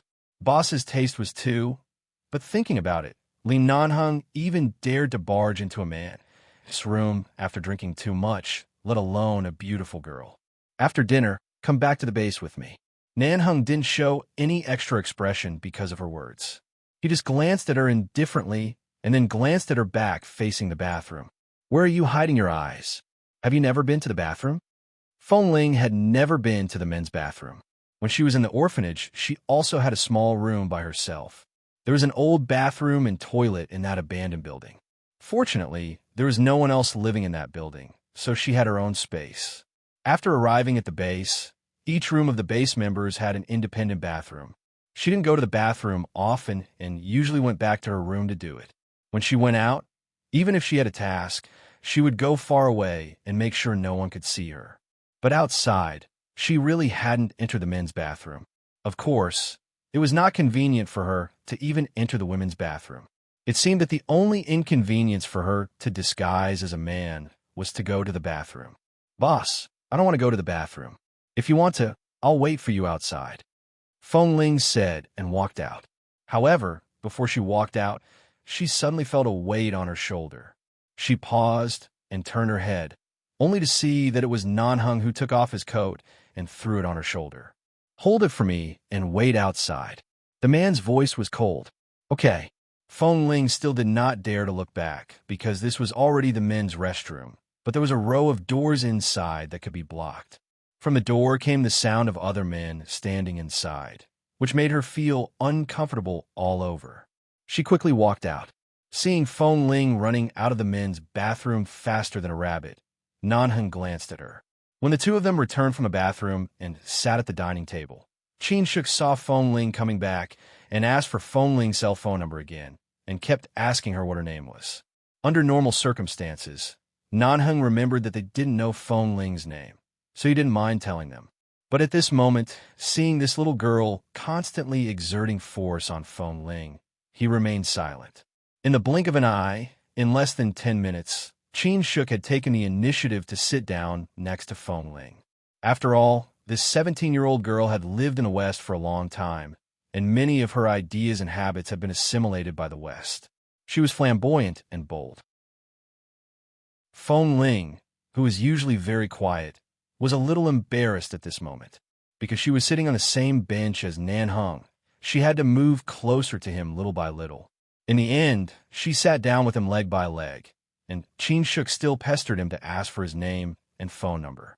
After pestering Feng Ling for so long, Qin Shuk thought that Feng Ling was a shy and introverted boy. She simply changed her routine and began to take the initiative to pick food for Feng Ling, still talking nonstop. The girl's voice was crisp and pleasant to listen to, but she really had a lot of words. Mrs. Feng looked at her little niece with a headache, and the old woman also shook her head with a helpless smile. Qin Shuk was born in the same year and month as Qin Xiu's second daughter. Since her second daughter had an accident at sea, for more than a decade, every time Qin Xiu saw her niece, Qin Shuk, she treated her as her own daughter and doted on her. After a long time, Qin Shuk became more and more unruly in front of her and her grandmother. Not only did they spoil her, but her family also spoiled her. Qin Shuk was used to studying and living alone outside. She was open-minded and careless. It was hard to tell whether this was a good thing or not, but no one could control her temper. Fortunately, this child was not bad. Little brother, my niece's personality is like this. Since the two of you are about the same age, it is not too much to exchange contact information. In any case, it is also a good thing to make more friends of the same age. Qin Xiu saw that her niece had been unable to get the phone number, so she simply smiled and said something to help. As soon as Qin Xiu finished speaking, the people at the table suddenly felt as if the air around them had condensed. They really felt a little cold inexplicably. Although Nan Heng didn't say anything from beginning to end, from the smile in the corner of his mouth and the way he flicked the ash off his cigarette, it was obvious that he was gradually exuding a chill. Why did young Masterly seem very unhappy when he just asked for a phone number? Could it be that 11 Base had its own rules that the phone numbers of base members could not be disclosed to outsiders at will? Thinking of this, Qin Xiu realized her carelessness. She hurriedly glared at Qin Shuk and sternly asked her to come back to her side and stop pestering Nan Heng. Seeing that her aunt seemed to be about to get angry, Qin Shuk had to get up and return to her side. The meal finally ended under the old woman's concerned gaze toward Feng Ling. When she walked out of the restaurant, Feng Ling thought she could finally return to the base. However, Qin Shuk, the little girl, chased after her. "Hey, little fresh meat." Feng Ling couldn't understand her new name and stopped out of politeness. Lin Nan Heng, on the other hand, saw him stop obediently. This guy who was usually so unapproachable was actually so kind to this little girl? Nan Heng frowned.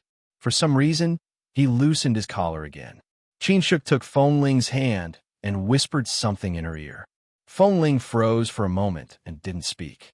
Nan Heng couldn't stand it anymore.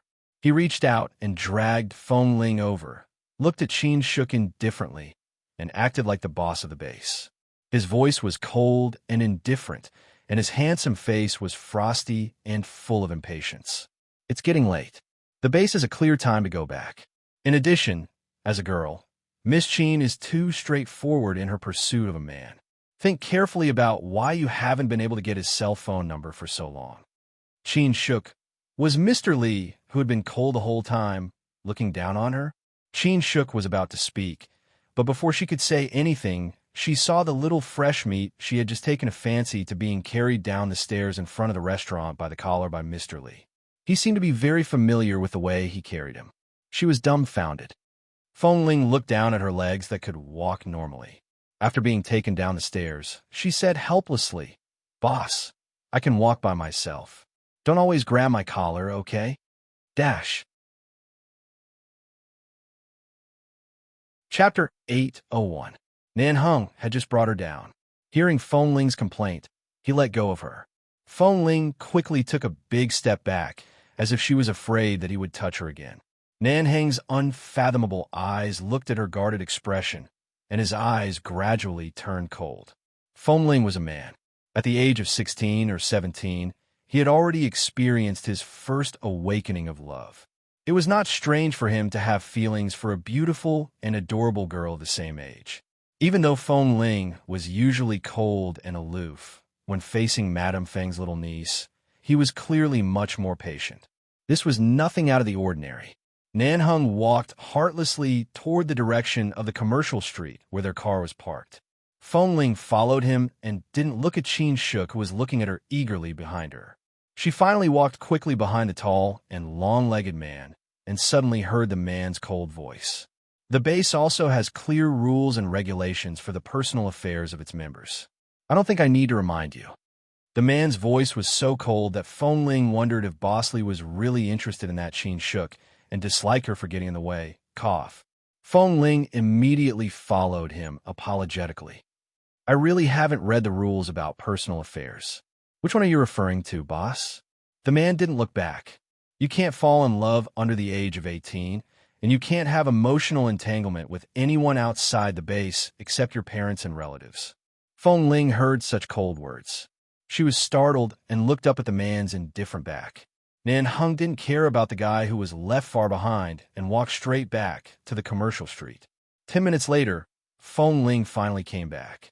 When she opened the door and sat in, the man in the driver's seat didn't say a word and directly started the engine. The sound of the Hummer's accelerator was usually not loud, but at this moment, because the man suddenly increased the engine power, the accelerator instantly emitted a heavy sound, and the car directly rushed out of the parking lot of the commercial street. What were you doing in the back after dawdling for 10 minutes? The man who was driving looked ahead, and his voice was cold. My phone rang. I didn't answer Kay's call earlier, so he called again. In the end, Qin Shuk chased after me and snatched my phone. She used my phone to call her phone and wrote down my number. Feng Ling answered bluntly, because she's a girl, and her personality is a little difficult to deal with.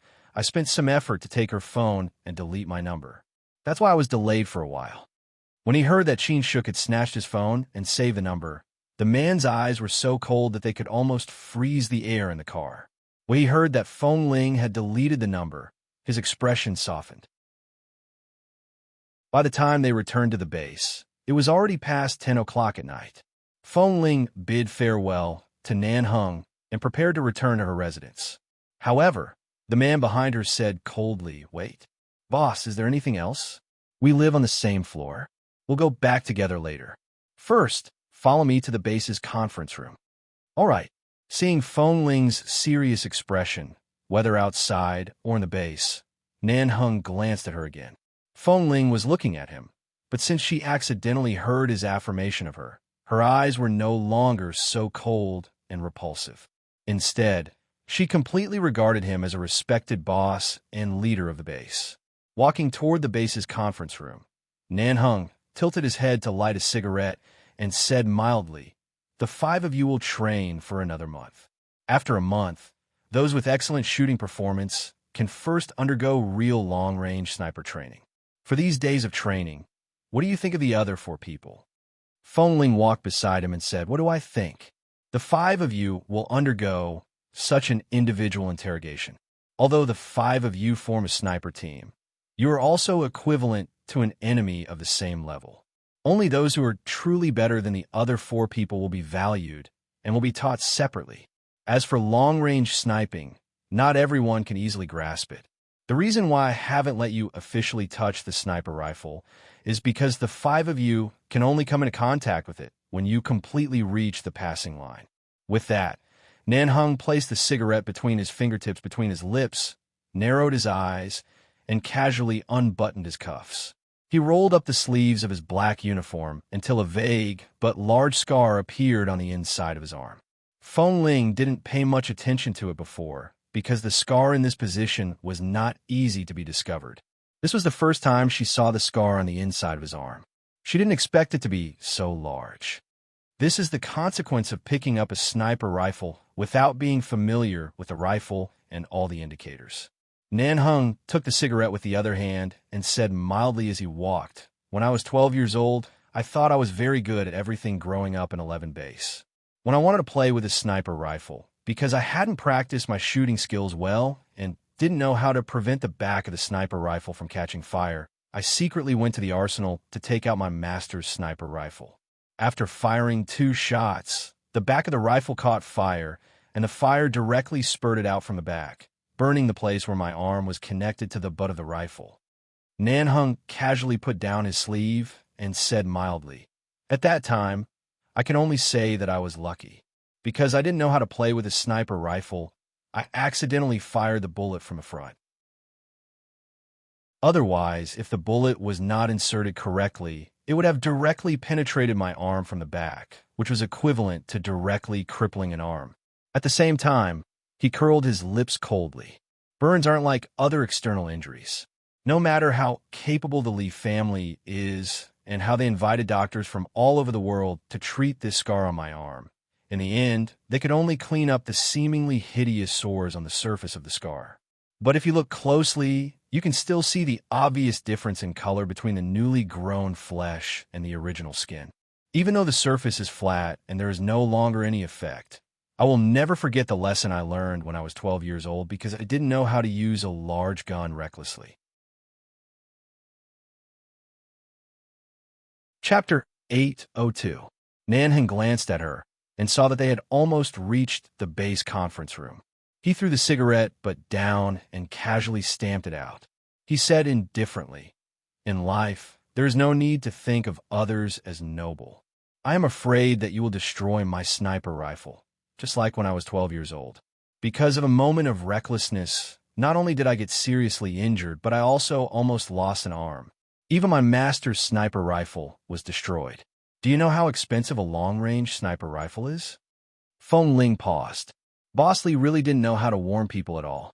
He was clearly concerned about their safety, but he had to relate it to the cost. Following Nanheng into the conference room, she found that Han Jin and several drill masters of the base were still waiting for Boss Lee here, including several people sent by the U.S. military. From the logo on their clothes, she could tell that their positions were not low. This should be a very important meeting, so Feng Ling stopped outside.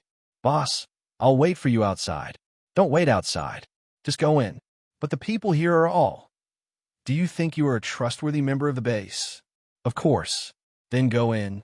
Feng Ling glanced at him again, but Nanheng had already walked in without looking back. She glanced at him again, paused for only a second, and quickly followed him in. At first, when they saw Feng Ling come in, Han Jin and the other drill masters were indeed a little surprised. But when they saw Feng Ling standing in front of the door and didn't come over to sit down, he looked calm, but was obviously a little reserved. It was not difficult to tell that Boss Lee let this guy in, not him, so they retracted their gaze. Boss had his reasons for his actions. Since he had allowed Feng Ling to come in, he definitely had his reasons as well. The U.S. military didn't fully recognize these people in charge of 11 Base and only knew to tell everything to Nanheng. After glancing at Feng Ling at the door, they didn't think much, but there were only a few people in this conference room. It wasn't difficult to guess that these people should be related to their secret mission and qualified to participate in it. The soldier said solemnly, "Mr. Lee, I hope that only the few of you and the military will know about the kidnapping of the mayor of Foy and his family. The mission this time is extremely dangerous. We can only ask 11 Base to rescue the family of the mayor and his family. We believe in 11 Base's strength. The mastermind behind the kidnapping is a terrorist. Please be careful when you send out the rescue mission. The mayor's wife has a 3-year-old daughter. I don't know how long the family can survive in the hands of the terrorists. You must go and rescue them as soon as possible." The rest of the meeting was about the personal and family situation of the newly established mayor of Foy, as well as the motive of the kidnappers, the locations of their accomplices around the world, their weaknesses, and the locations of their hideouts that had been discovered by the American police and military, as well as all sorts of other situations were explained. Feng Ling stood by the side and listened. She could tell how dangerous this mission was. Under normal circumstances, once 11 Base's mission came into contact with terrorists who threatened the interests of any country, casualties were unavoidable. Those terrorists were all desperados. They would strap bombs on their bodies at any time and perish together with them. Opponents who were not afraid of death were the most difficult to deal with. The mayor of Foy was the younger brother of the president. The grudge was related to the newly established Foy, as well as the private affairs of the president's family. Not only could this matter not be leaked, but it was also of great importance. It could only be handled by the drill masters of 11 Base. The other newcomers couldn't participate. No wonder there were so many people waiting in the conference room so late at night. But since newcomers couldn't participate, Feng Ling was standing here. Could it be that for this mission, Nan Hung intended for her to follow the drill masters? Even though she was a newcomer, aside from her stamina, she was outstanding in every aspect. Sometimes, even Han Jin would suffer greatly because her speed was indeed not something an ordinary person could possess. For her to be standing here at this moment, on one hand, it represented Boss Li's affirmation of her. On the other hand, it also showed Boss Li's trust in her. It was no longer the suspicion he had for her when she first entered the base. Instead, it was true trust. Where did this trust come from? Was it because he could tell that she really had nowhere else to go? She just wanted to find a place that was suitable for her to live peacefully without any ulterior motives. He could tell that she was pure, so he gave her this trust? Or it was all because of the word trust. After the conference ended, the people sent by the American military did not stay in the base and directly left. Feng Ling stood in the conference room and didn't move. When Boss Li and the other drill masters returned to the conference room, Han Jin saw that Feng Ling was still standing there, smiled, raised his hand, and patted her on the shoulder. Well, Feng Ling, you've encountered such a thing. Boss Li allowed you to stand here and listen. You should understand what boss means. Feng Ling turned to look at Han Jin. I roughly understand. However, I've only been in the base for less than 3 years. Although I've gone on several missions, I've never come into direct contact with dangerous terrorists.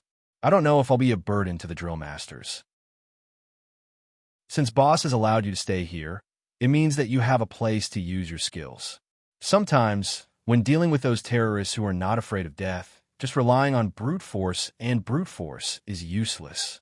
Comparing savagery and stamina, those terrorists who are constantly on the run in various warring countries are definitely more resilient than us. However, your innate vigilance and speed are not something that just anyone can possess. Han Jin smiled. We've all seen your performance. Even if boss intends to bring you along, we have no objections. Rest assured and follow us. Regarding the mission of the mayor of Foy, is it very dangerous? Chapter 803. Listen to boss's arrangements? Boss would be with them the whole time. Therefore, this was the first time Feng Ling went on a mission with Boss Li since she entered the base. This kind of mission wouldn't give them too much time to rest. Boss Li only asked Feng Ling to return to her residence to prepare for a few hours. Before dawn, the assembly alarm had already sounded in 11 Base. Feng Ling had already changed into a bulletproof uniform and carried a small black waterproof bag around her waist. Hearing the alarm, she opened the door and walked out quickly. However, the moment she walked out, she saw that Nan Hung was already outside. The walkie-talkie in Nan Heng's hand also lit up. He glanced at her and didn't speak. He took off the walkie-talkie, said a few words, put it down, and signaled Feng Ling to follow him with his eyes. Then he turned to leave. Boss, are we going to the mission destination directly? Feng Ling quickly followed. Let's go to the helipad first. Nan Hung picked up the walkie-talkie again and gave an order. All the members who were going to participate in this mission headed to the tarmac, including Feng Ling, who followed closely behind him. She didn't ask any questions and headed in the same direction with a calm and solemn expression. She followed Li Nanhung around the training ground at the speed of the wind, ran through the road behind the conference room, and arrived at the helipad with a wide view. Although Feng Ling was good at coping, she had never directly participated in such an important and overly dangerous mission. So at this moment, she had to listen to the arrangements of boss and other drill masters most of the time and wouldn't act rashly. She also knew that it was not the time to ask too many questions, But it was the first time she went on a mission with so many Level 1 members and drill masters, including Boss Lee, after coming to the base for so long. Her heart was beating like thunder before mission. But it wasn't because she was afraid. She couldn't explain why her heart was beating so fast. The helipad was in the largest open space in the base and was very close to the signal tower above the base. 10 helicopters were parked neatly in the middle of the open space. Li Nanhing shouted, "Assemble!" All the members stopped in front of the helicopters at an extremely fast speed and stood in a standard and neat row. At the same time, instructions from the base hall came from the walkie-talkie. At 5 o'clock from the signal tower, they could directly fly more than 300 kilometers to the sky above Foy City. At present, the kidnapped mayor and his family were nearby and might be transferred at any time. They needed to go there quickly. The first helicopter to lead the way had already set off in the 5 o'clock direction of the signal tower. The second and third helicopters immediately followed and followed closely in the air, waiting for rescue operations. After all, Feng Ling was still a newcomer, and this was her first time on such a mission. In order to avoid any mistakes, she had to follow the people she was most familiar with and had more advantages in all aspects. Thus, she sat on the same plane as Han Jin, Qiao Fei, and Li Nanheng. Nanheng spoke clearly into the walkie-talkie. "Are there any ambushes around the warehouse where the kidnapped people are currently? How many people were around the warehouse? How many cars? How long has it been since someone was stationed nearby to check if there was an ambush underground? There are explosives buried near the warehouse, so it is not suitable for helicopters to land. Mr. Ted's family is still inside the warehouse, but there are signs of movement. There are quite a number of people nearby, so they should have made preparations. There is a scene nearby, so they should have chosen to escape by sea." "Roger that." Nanheng put down the walkie-talkie and said in a low voice, "Qiao Fei, Han Jin, when we reach the airspace in front, go to the number 1 rescue helicopter to prepare. Han Jin will be the main pilot." The members of the 10 rescue helicopters were rearranged into several groups. After hearing their boss's arrangements through the walkie-talkie, they all responded. When they reached the airspace, all the members were rearranged according to his arrangements. Nanheng was preparing to go to another helicopter. The moment he alighted, he gave one last order without turning his head. "Feng Ling, follow me to the number 1 rescue helicopter." Just a moment ago, Feng Ling was still in a daze, wondering if Boss had temporarily placed her aside because she was not skilled enough. When her name was suddenly called, she was like a warrior whose spring had been tightened. She abruptly raised her head and glanced in his direction. She quickly alighted the helicopter and followed him with large strides. She had never come into contact with those real terrorists. Other than hearing the bragging and descriptions of those senior members who had participated in missions in the base, they only spoke in a few words about how many detestable terrorists they had successfully dealt with, how many people they had saved, how many people they had eliminated, and how many of their brothers had died. Although she had heard so much, she knew nothing about those who had actually participated and had never come into contact with them. Those senior members who had safely returned rarely mentioned the names of their brothers who had sacrificed themselves. Although the members of 11 Base were all skilled and the number of people sacrificed in such a dangerous mission would not exceed 10%, every single one of those sacrificed was their brother. Not a single one of them did not feel heartache. Under those calm descriptions, no one knew just how dangerous terrorists were, and how low the chances of surviving in the rain of bullets, mines, and bullets were. Feng Ling followed Nanheng excitedly. In front of her, the tall figure nimbly leaped onto the first helicopter that was flying at the front, and was also the most dangerous. He quickly sat down and put on his earphones. He was prepared to command and respond to the battle at any time. All of his actions were done smoothly without the slightest hint of panic. This kind of situation was completely different from when Feng Ling went on missions with the other newbies. What did it mean to be tempered into steel? This was it. Feng Ling's mouth was dry, and she felt her adrenaline surging. Her emotions, which had been agitated and unstable a moment ago, suddenly calmed down. She grabbed the cabin door, steadily jumped into the back seat, and fastened her seatbelt. She looked at Han Jin, who was sitting in the pilot seat, and Li Nanheng, who was sitting in the co-pilot seat. She then looked at Xiao Fei, who was also wearing his earphones and waiting at the back. She then turned to look at Li Nanheng's back. She heard him say something to the person in the earphones. It was a short sentence about the formation arrangement and various matters to take note of when the helicopter arrived at the mission location. In the boundless clear sky, 10 helicopters once again rose into the air. The loud sound of the propellers drowned out the chirping of the cicadas and the sound of the wind blowing through the dense forest.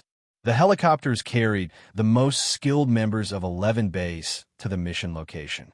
11 Base gradually became a small black dot in front of them as the helicopters flew further and further away. The sound of the wind whistled through the air. Chapter 804. Li Nanheng continued to communicate with the people in the headset. The headset was connected to the base's command hall and several other helicopters. Whenever new instructions were sent from a base, he would need to immediately make an accurate judgment and issue orders to the people on the other helicopters. At this moment, everyone on the helicopter wore solemn and calm expressions. No one cared who was the newcomer and who was the instructor. Feng Ling found that she was unable to help at all. However, she continued to sit at the back with her back straight. She listened intently to every single word Li Nanheng spoke. The whistling sea breeze blew past her ears, blowing her short hair. She raised her hand and brushed her hair aside. She thought to herself that short hair was indeed the cleanest. Otherwise, her hair would definitely affect her movements and vision when she was in a helicopter. Sitting in the back seat, the loud sound of the propeller was almost all Feng Ling could hear. She had to lean forward and spend a lot of effort to catch all the orders Li Nanheng gave into the headset. Han Jin and Xiao Fei, who were seated in the front row, were both wearing soundproof headsets. Nanheng glanced at the south, where they were about to reach the mission destination. He turned back to look at Feng Ling, who had been sitting at the back the entire time, and turned to instruct Xiao Fei. Xiao Fei turned back to look at Feng Ling. He pointed to the headset on his head and shouted at Feng Ling, "Put on the headset." Feng Ling had never participated in such an operation before. She thought that the headsets on the plane were limited and that she would not be given one. After hearing Xiao Fei's words, she turned back and searched for a while behind her seat. When she saw the headset hanging on the back of her seat, she pulled it over and put it on. Finally, the soundproof headset blocked out the loud sound of the propellers. Her world also instantly quietened down. All that could be heard was the faint sound of electricity in the headset, maintaining communication with the scouts in the base's command hall. Currently, Mr. Ted's family of 3 has been quickly moved. They have been forcefully brought to a large private cruise near the seaside of the mission point. The cruise is already set off for the sea. We need a group of people to surround the enemy at the mission point and another group to rescue them on the cruise. Otherwise, it is likely that the Ted family will be killed on the cruise. Base rescue team on plane 5, please report your current location. Han Jin's voice came from the headset. The rescue team has received it. The U.S. military has already arranged for a rescue ship to be in the waters near the mission point in advance, but in order not to alert the enemy, they have delayed approaching. We will immediately arrange for the rescue ship to arrive quickly. We are behind plane 1 at 7 o'clock. The estimated landing time is 3 minutes later than plane 1. The person in charge of the rescue team answered from the plane behind. Sure enough, he could hear everything clearly after putting on the earphones. Although Han Jin was a strict instructor in Team 1, he was very approachable in private. It had been some time since Feng Ling left Team 1. She had stayed in the sniper team for such a long time, and it had been a long time since she heard Han Jin speak in such a serious tone. After another minute of silence in the headset, Nanheng's voice suddenly came again. Plane 7, report the progress of the tracking signal. Feng Ling's breathing paused slightly. She raised her head to look at the man sitting in the front passenger seat. While operating the position tracker specially installed by the base, he spoke in a steady voice based on Plane 7's short reply. The target mission location has already appeared in our field of vision. Plane 5, head to the sea for rescue. Planes 7 and 8, circle in the air and await further orders. The rest of you, hover in the direction of the target location at 3:30 o'clock. Have a radius of 7 meters and an altitude of 10 meters.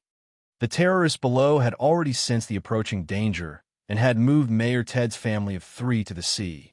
From afar, they could see the huge white private cruise ship heading towards the center of the sea. The 7 helicopters approached the most dangerous mission point, which was filled with explosives, and began to descend. While descending, the rescue team from Plane 5 had already flown towards the sea. Looking from afar, they suddenly saw a large amount of black smoke rising from the cruise ship. The smoke spread into the sky, and gradually, a faint glow of fire could be seen on the cruise ship. Initially, they could only see a white cruise ship. When the helicopters descended to a certain altitude, the flames on the cruise ship became more and more obvious. The flames on the cruise ship could be seen clearly. Ted's family of 3, with an ignorant 3-year-old child by their side. Just like that, they had been kidnapped for so many days. And now, on their way out, the terrorists intended to throw them into the sea and let them perish on the burning cruise ship. Looking in that direction, Nan Hung suddenly raised his hand to indicate for Han Jin to stop the helicopter on the other side. After descending, he removed his headset and turned back to look at Feng Ling. In the base, you and Xiao Fei are the best swimmers. If anything happens to that family of 3 on the cruise ship, I'm afraid the rescue team won't be able to save them. They have a child by their side and will need to personally board the cruise ship to bring them down. You and Xiao Fei will cooperate with the sea rescue. Leave this to us. But boss, there are so many terrorists lying in ambush here. Our base didn't send out many people to begin with. Now that Feng Ling and I are being sent over. Xiao Fei frowned. Boss, I'm not sure if you're going to kill us or not. Time is tight. I don't have time to listen to your nonsense. Just listen to my arrangements, Nan Hung said mildly. Nan Hung calmly said, our first objective today is to rescue Ted and his family. Don't forget whose younger brother Ted is. Our second objective is to face those violent criminals. With so many people here, you two won't make much of a difference. Hurry and head over. In the base's conference room last night, Feng Ling had already heard about the landmines and ambushes around the mission point. Although the people dispatched for this mission were all elites of the base, it was too dangerous. Now that so many people had been transferred away, she felt that it was only right for her to help out at the front lines and not head over to the cruise ship. She removed her headset and was about to speak when Xiao Fei directly stood up and opened the cabin door. At the same time, he said, Boss's words are in order. At any critical moment, you must listen to Boss's arrangements. Feng Ling, come down with me. Feng Ling paused for a moment before turning to look at Nan Hung. The latter directly tossed 2 life jackets to her and said coldly, I know you're a good swimmer and don't need these things. Put them on first in case you need them. Feng Ling did not speak. She picked up the life jackets and held them in her arms. When she saw that Xiao Fei had already jumped down, she also jumped down. The entire process took less than 2 minutes. After she and Xiao Fei had retreated several meters, the helicopter in front of them took off once more. This time, it flew directly toward the mission point that was only 200 to 300 meters away. Chapter 805. Feng Ling followed Xiao Fei and sped towards the sea. A rescue helicopter had already approached and was slowly descending. At the same time, the military's rescue vehicle and rescue boat had also reached the vicinity of the sea. The cruise ship had already sailed for over 2,000 meters. The fire on the cruise ship was spreading rapidly. Initially, they could only see thick black smoke and a few sparks of fire. By the time the rescue helicopter descended to a certain height, the flames at the stern of the cruise ship could be seen more clearly. A few of the terrorists escorting Ted's family directly jumped into the sea from the bow of the ship, attempting to escape successfully through the surface of the sea. However, Ted's family did not appear. It was likely that they had been tied up in the cabin of the cruise ship, awaiting death. The military's rescue boat cooperated with the rescue helicopter and prepared to approach. However, the wind and waves were too strong. Both boats were swaying violently, making it difficult for them to approach. At this moment, the captain of the rescue team's helicopter sounded through the earpiece. "Report, the wind and waves are too strong. We are unable to board the cruise ship to rescue them. The rescue team has requested to release an inflatable raft. Please inform the military's rescue team to put on all life-saving equipment. Our team members will be using the ship's rescue method. We need to bring them out before the fire spreads." The base's main hall immediately sent out a notification to the rescue boat sent by the military. Feng Ling and Xiao Fei had already boarded the nearest rescue boat. Since the boat was unable to approach, the two of them stared unwaveringly in the direction of the cruise ship, awaiting their next orders. Very quickly, an orange-red inflatable raft that could accommodate more than 10 people was released from the rescue boat. 2 rescue team members alighted from the helicopter and laid down on the raft. Their hands paddled as they attempted to approach the smoking cruise ship. Currently, no one could be seen outside the cabin of the cruise ship. However, Ted's family was still inside. No one knew what the situation was. Feng Ling and Xiao Fei sat on the other inflatable raft that the military rescue boat had placed below and began to approach the cruise ship. The entire process lasted for about 2 to 3 minutes. Finally, the inflatable raft neared the cruise ship. Everyone quickly climbed up the edge of the raft, grabbing onto anything that could be used to push themselves up. Successfully, they climbed onto the smoking cruise ship. The rescue team's plane was still hovering in the sky, on standby. After all, with this kind of fire, if the plane continued to approach it, it would only cause unnecessary danger. Feng Ling, Xiao Fei, and the members of the rescue team put on fire and gas masks to block the thick smoke. They split into 4 directions and rushed toward the front door and the sides of the large cabin. The cruise ship had 6 floors, and each floor was about 300 to 400 square meters. It would take a lot of effort to find someone in such thick smoke. After Feng Ling entered, she directly rushed upstairs. The rest of them started from the first floor and went up step by step. They had to open every corner and place that could hide people.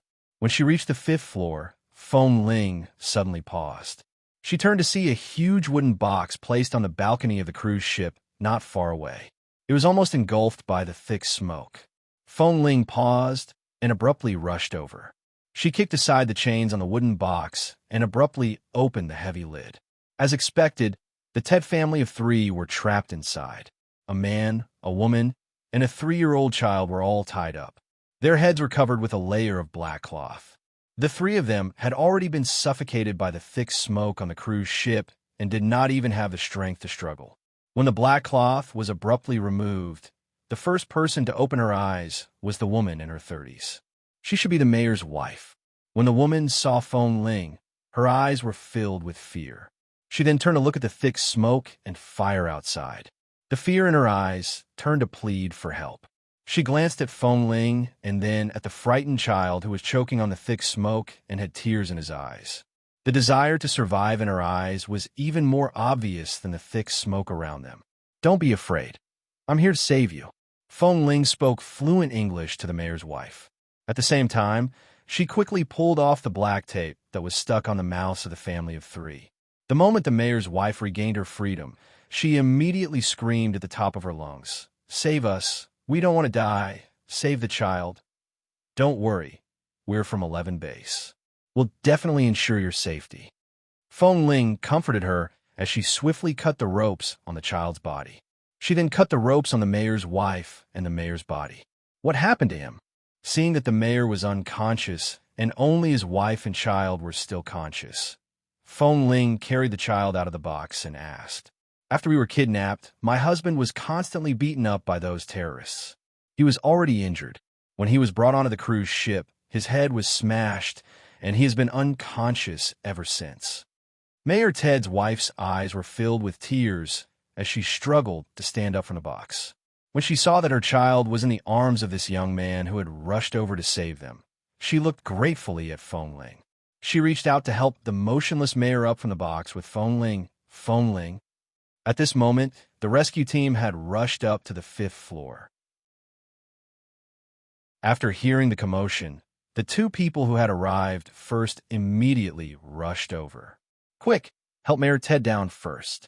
He's still unconscious. The thick smoke is too fatal. As Feng Ling spoke, she removed the gas mask from her head and placed it on the head of the child who was crying nonstop. She then turned to glance at the mayor's wife. Our men will carry Mayor Ted away first. Can you still walk? The mayor's wife frantically nodded at her. Her eyes were still nervously fixed on the child in Feng Ling's arms. It was clear that she wanted to leave with Feng Ling and the child. She did not wish to be separated from the child. Two members of the rescue team carried the mayor, who weighed over 100 kilograms, out. Feng Ling carried the crying child in her arms as she gestured for the mayor's wife to follow her. When the two brought the child downstairs, Xiao Fei rushed over. How is it? Is there anyone else up there? No, there's only their family of 3. Mayor Ted is currently unconscious. His wife and child are still relatively conscious, Feng Ling said as she continued to walk out. If the cruise continues to burn, the oil tanks will explode. In order to prevent the mayor's wife from receiving any further shock, Xiao Fei spoke in a soft voice that only Feng Ling could hear. Chapter 806. However, just as Xiao Fei was being urged by Feng Ling to get off the cruise ship and onto the inflatable raft, an accident happened. At that moment, the flames from the back of the cruise had already spread to the front of the ship. The entire cruise was about to be engulfed by the flames. Only the mayor's wife remained on the deck with a nervous expression on her face and Feng Ling, who was carrying her wailing child. The mayor's wife looked at the flames behind her and cried out for help in a panic. However, she did not dare to jump into the sea. She was afraid that she would not be able to make it onto the inflatable raft and that she would be killed if she jumped into the sea. Thick smoke rose into the air, choking the mayor's wife as she coughed and cried. Accompanied by the hoarse cries of a 3-year-old child, Feng Ling felt as though her entire world was about to explode from her crying. The flames grew stronger, and the inflatable raft was unable to get too close to the cruise. As time passed, the inflatable raft had to move further back. Otherwise, it would not be able to carry anyone due to the flames. Seeing that the mayor's wife refused to jump into the water despite her cries, Feng Ling furrowed her brows and shouted harshly, "Jump! Jump! No, I don't dare. Jump if you want to live. Hurry, I'm afraid. If this place continues to burn, neither the two of us nor this child will be able to survive. Do you know how large the oil tank is on such a large cruise? Do you know that if the oil tank explodes, we will all be blasted into nothingness? Hurry and jump." Feng Ling shouted angrily, "Jump!" Seeing that the mayor's wife continued to cry and shake her head, Feng Ling angrily held on her child with one hand and pushed her off with the other. However, the mayor's wife held onto the railing with all her might. She did not dare to jump down no matter what. She screamed, "I don't know how to swim. I'm afraid of water. I'm very afraid. I don't dare. Hurry and jump." Xiao Fei, who was on the inflatable raft, could not hear their voices. He did not know why they had not jumped down after such a long delay. As a result, the inflatable raft that was supposed to catch them was forced to move further and further away. It was almost out of the safe distance. "Jump!" Feng Ling glared at her impatiently. "Do you want to die?" As she spoke, she took off her life jacket and wrapped it around the child in her arms. Without thinking too much, she threw the child in her arms down. Mayor Ted's wife screamed the moment she saw her child being thrown down. In the helicopter above, no one knew what the people below were talking about, but Xiao Fei's furious voice came through the earpiece. The trapped people refused to jump into the sea. The wind and waves are too strong, and the fire is spreading too fast. The inflatable raft can't get any closer. Request to board the ship and rescue. As Xiao Fei spoke, he reached out to catch the child who had just been thrown down. The child was wearing the life jacket Feng Ling had given him on the boat. The moment he fell to the surface of the sea, Xiao Fei quickly rushed over to catch him. He didn't let the child choke on the water and directly brought him onto the inflatable raft.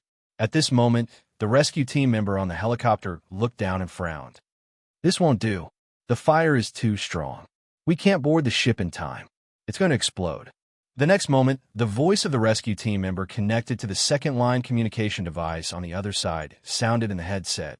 Boss, the trapped people on the cruise ship refused to jump down, and Feng Ling is still on it. If we continue to waste time, I'm afraid the risk will be very high. All the rescue ships and helicopters nearby will be affected by the explosion. Although Feng Ling was also wearing an earpiece, she could not clearly hear what was being said on the cruise. She could only vaguely hear the sound of electricity. She seemed to hear Li Nanheng's voice, but at the same time, it seemed like she did not hear anything. Even she was about to see stars from the thick smoke, let alone the mayor's wife who was crying by the side. All of a sudden, Feng Ling seemed to hear some movement. She abruptly raised her head to look ahead. The rescue team's helicopter was approaching without hesitation. She instantly frowned. What were they trying to do? Right now, they clearly knew the ship was about to explode. In order to ensure the safety of the other team members, shouldn't they be flying to a safe distance? Why were they suddenly approaching? Following that, she saw the bottom of the helicopter open. A rope ladder was lowered down. The rescue team leader personally climbed down the rope ladder. Feng Ling was stunned. She pulled off her earpiece and looked in the direction where the helicopter was approaching. The helicopter hovering right above the fire was affected by the high heat and emitted a loud noise.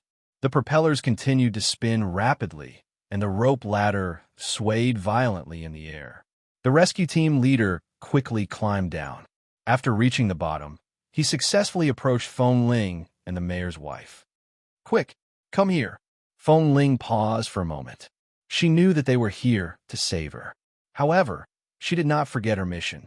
The person who did not dare to jump into the sea was the mayor's wife. If this continued and the mayor's wife died, this mission would be considered a failure. She abruptly tugged on the mayor's wife's hand and handed it to the rescue team leader. The rescue team leader only glanced at Feng Ling.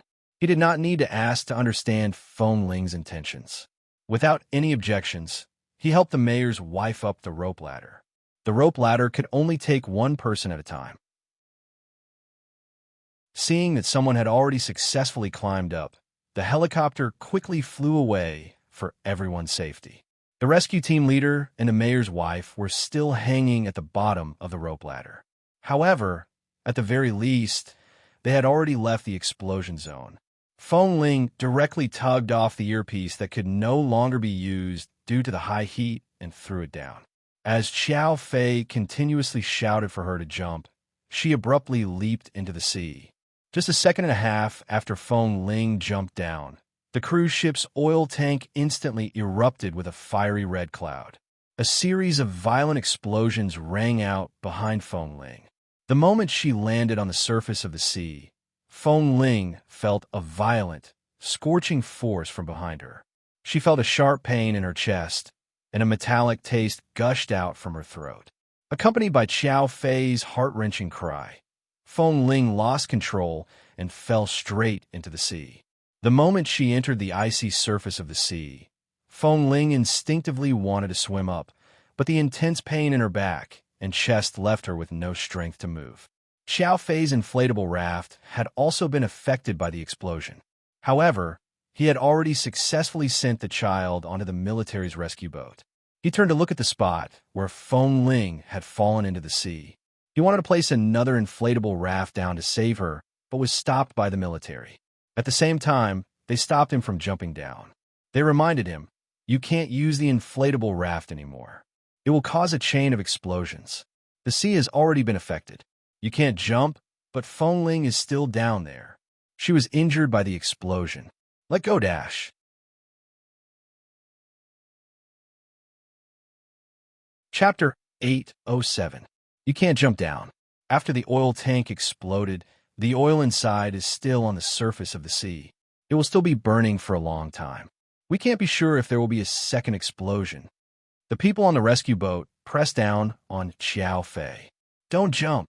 No. Feng Ling has already been injured by the explosion. Right now, he can't swim out on his own. If we delay any longer, he will die. Let go. Let go. Calm down. Feng Ling is a member of our base and a member of our sniper team. Nothing can happen to him. Xiao Fei angrily pushed the people behind him away. Without saying another word to them, he directly jumped down and headed toward the raging flames on the surface of the sea. Not far away, on the helicopter, the mayor's wife was finally dragged up from the rope ladder. They placed her in the helicopter and began comforting her. However, at this moment, the captain of the rescue team glanced in the direction of the raging flames on the surface of the sea. He frowned and asked, "Can we still get closer?" The member in the cockpit replied sternly, "Captain, we can't go any closer. Earlier, we took the risk to approach, causing the oil tank of the helicopter to be affected. Right now, it's in a highly heated state. Just listen to the loud noises coming from the helicopter. If we get any closer, our helicopter will also explode." But Feng Ling is down there. Had you all forgotten what Boss said earlier? When a mission ends, not a single person can be left behind. Everyone must return alive, especially Feng Ling, who is a member of the sniper team and a member of Boss's training. If he dies in this rescue mission, even if our mission is completed, it will still be a failure. Quick, think of a way to save him. But the flames on the surface of the sea are still gathering. We really can't get any closer. When the captain of the rescue team heard this, he abruptly put on his headset. He frowned and reported the current situation to Boss, who is currently fighting with the terrorists. The area where Feng Ling had fallen into the sea was only 2 to 3 kilometers away from the shore.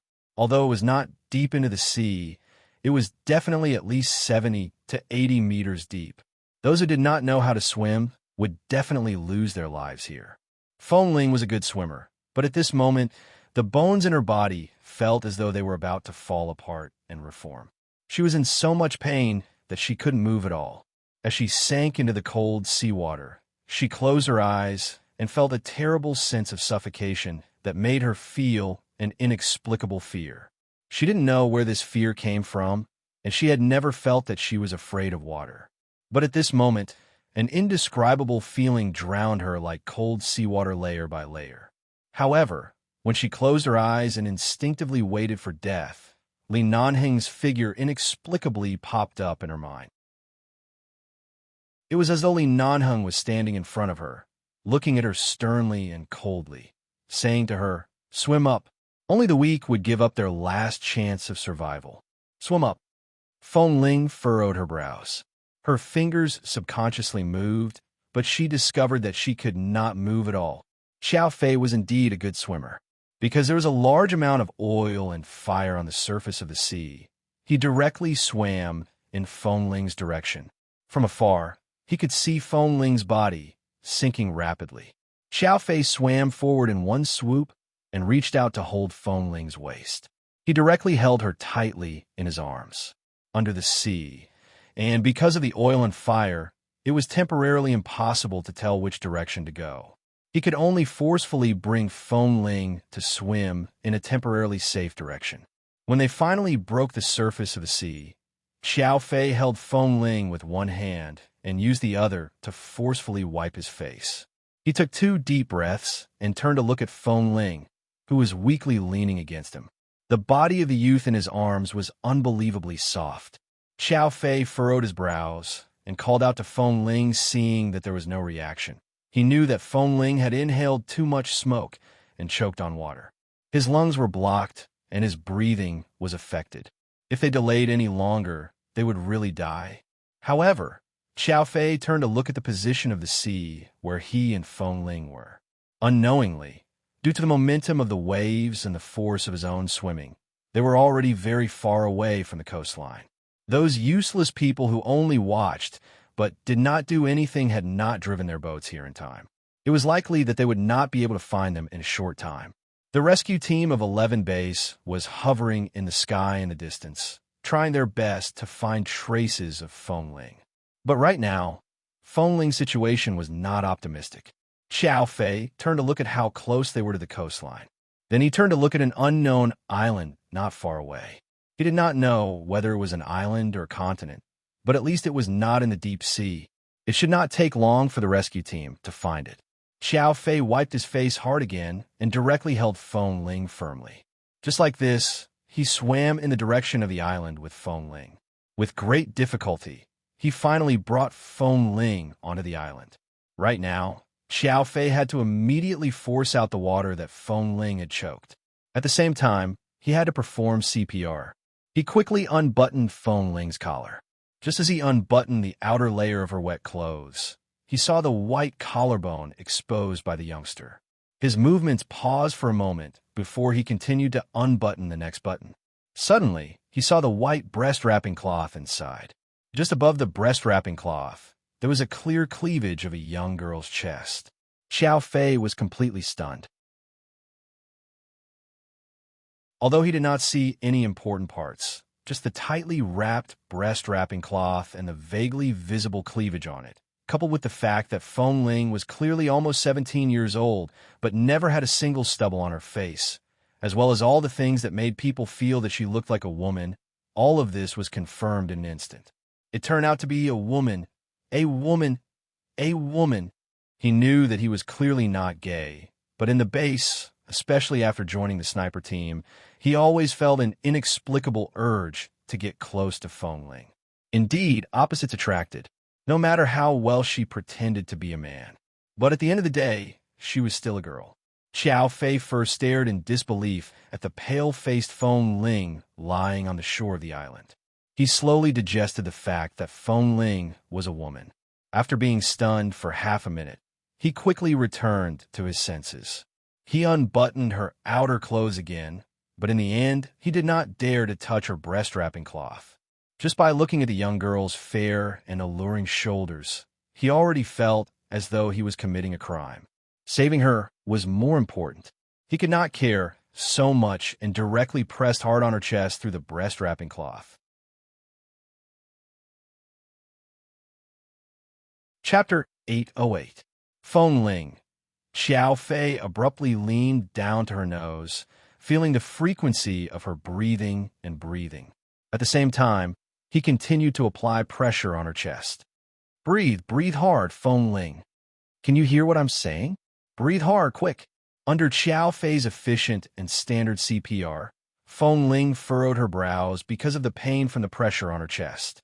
More importantly, it was because she had choked on water and inhaled a large amount of smoke, causing her lungs to ache uncomfortably. Cough. She abruptly coughed once more, finally coughing out the remaining water. She instinctively sucked in a deep breath and then let out a long breath. She then coughed several times before reaching out to push Xiao Fei's hand away. She turned her body to face the person behind her and coughed violently. Cough, cough, cough, cough, cough. Feng Ling, how are you? Do you feel better? Can you breathe normally? Xiao Fei stood up and walked around her, reaching out to help her sit up. Cough. Feng Ling was slightly unconscious. She coughed a few more times before slowly opening her eyes. From the corner of her eyes, she saw the azure sea and the distant shoreline. She looked in that direction and took a deep breath after a long while. She said hoarsely, "I'm not dead. The cruise's oil tank exploded. Under normal circumstances, you should have died without a doubt. However, the cruise has been parked here for a long time. There isn't much oil in the oil tank, but the power of the explosion should have caused damage to your internal organs. When we return, we must immediately find a doctor to take a look." As Xiao Fei spoke, he raised a hand to wipe the sand and water off her face. At the same time, he pushed back the strands of hair covering her forehead and watched her pale face with concern. "How do you feel now?" Cough. Feng Ling coughed again. She wanted to speak, but she instinctively raised her hand to touch her aching chest. However, the moment she touched it, her expression faltered. She lowered her head to look at her combat uniform and the black shirt inside. Only the white chest wrapping cloth was wrapped around her body. She abruptly froze. Just as she was about to push him away, Xiao Fei sat firmly by her side and supported her slightly unstable body. "I'm sorry, I discovered your secret, but I had no choice but to unbutton your clothes in order to save you. When I saw inside, I stopped, so I didn't see anything I shouldn't have seen." Feng Ling did want to push him away, but she didn't have the strength right now. She just sat there stiffly, raised her hands, and gripped the 2 layers of clothes tightly, covering her shoulders and collarbone. At the same time, she raised her eyes that were red from coughing and looked at him cautiously. Seeing her expression, Xiao Fei understood what she meant. You pretended to be a man because you wanted to stay in the base safely, didn't you? Feng Ling didn't speak, but her expression was very bad. But just now, Xiao Fei saved her life, so she couldn't say anything. Besides, he really didn't unbutton her clothes. CPR did require her to unbutton her clothes. Xiao Fei didn't do anything wrong. She didn't even have any reason to blame him. Don't worry. As long as you don't have any impure motives and don't do anything that will threaten the base, I won't tell anyone about this matter. Xiao Fei looked at her and thought of her excellent performance. A girl was actually more hardworking than a man. On one hand, he admired her, but on the other hand, his heart suddenly softened because of her. However, just now, he accidentally discovered this secret, so he was a little embarrassed. He said hoarsely, I swear, I really didn't see anything just now. Feng Ling closed her eyes and slowed down. Only she knew the way her chest wrapping cloth was wrapped. She also knew at a glance whether it had been undone or not. Xiao Fei didn't lie to her. Besides, Xiao Fei was the deputy drill master of the sniper team, which was equivalent to half a superior to her. Coupled with his promise earlier, she couldn't say anything more. Drill Master Xiao. Her voice was a little hoarse. At this moment, there was a burning pain in her chest, and she said hoarsely with some difficulty, I'm an orphan. I don't have parents, and I have nowhere to go. 11 Base is now a home for me. The base doesn't accept women, so I have no choice but to do this. Since you know now, I don't want to explain too much, but please keep it a secret for me. Xiao Fei looked at her for a while and nodded. All right, don't worry. I won't tell anyone. Right now, the most important thing is that you need to go to the hospital immediately. I think Boss should be almost done with it. If he knows that we're missing, he will definitely come to take us away as soon as possible. You must hold on. Feng Ling nodded weakly. She had inhaled a lot of smoke on the cruise ship. That kind of smoke was very fatal. She had held on for so long, but in the end, when she needed fresh air the most, she fell into the sea and choked on a lot of water. She knew that her condition was very serious. If she didn't see a doctor, there would probably be a lot of sequelae, and she might even need to have a lung operation. But no matter what, at least her life was saved. At the moment when she fell into the sea, she didn't think that she could come back alive. But now that she had survived, she certainly wouldn't allow herself to die casually. This place is not far from the coastline. They will soon find us along the road. Let me help you find a comfortable place to sit for a while. Xiao Fei reached out to help Feng Ling up. There were several obvious reefs on the side of the island. After helping Feng Ling sit down, he also sat by the side. Feng Ling sat on the reef, fastening the buttons of her shirt with some difficulty while looking expressionlessly at the thick smoke that had yet to dissipate near the coastline in the distance. Seeing that Feng Ling seemed to be struggling to fasten the buttons, Xiao Fei knew that she was a woman and was embarrassed to touch her again. Earlier, when he helped her up, he didn't dare to hold her waist and only held her arm to help her to the reef. After all, this position was very obvious and could easily be discovered by the helicopter. Right now, you feel that your lungs hurt when you move, right? Do you want me to help you? Xiao Fei sat by the side and asked. Seeing that Feng Ling's movements paused, Xiao Fei coughed awkwardly and explained, In any case, I'm just helping you fasten the buttons and zipper. I don't have any impure thoughts.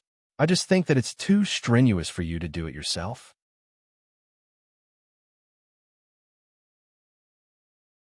Chapter 809. Xiao Fei watched her. He saw that Feng Ling had been staring at the smoke-filled sky, but she did not speak. Actually, he had many questions he wanted to ask. For example, she was a young girl. How did she manage to survive in the all-male 11 base? After all, in the past, he was in Team 2 and was not in the same team as Feng Ling. He could only notice this beautiful and clean young man during training and submissions. At that time, he had a deep impression of her. Later, when he joined the sniper team, he paid special attention to her. At that time, He thought it was because this young man was too young and too outstanding, attracting his attention. Later on, he could not help but want to show concern for her or give her a few more pointers. He even thought that he was really interested in a beautiful man. But now, he finally confirmed that it was nothing more than the attraction of the opposite sex. No matter how well she dressed up as a man, she was still a woman in her bones. It was inevitable that he would be attracted to her.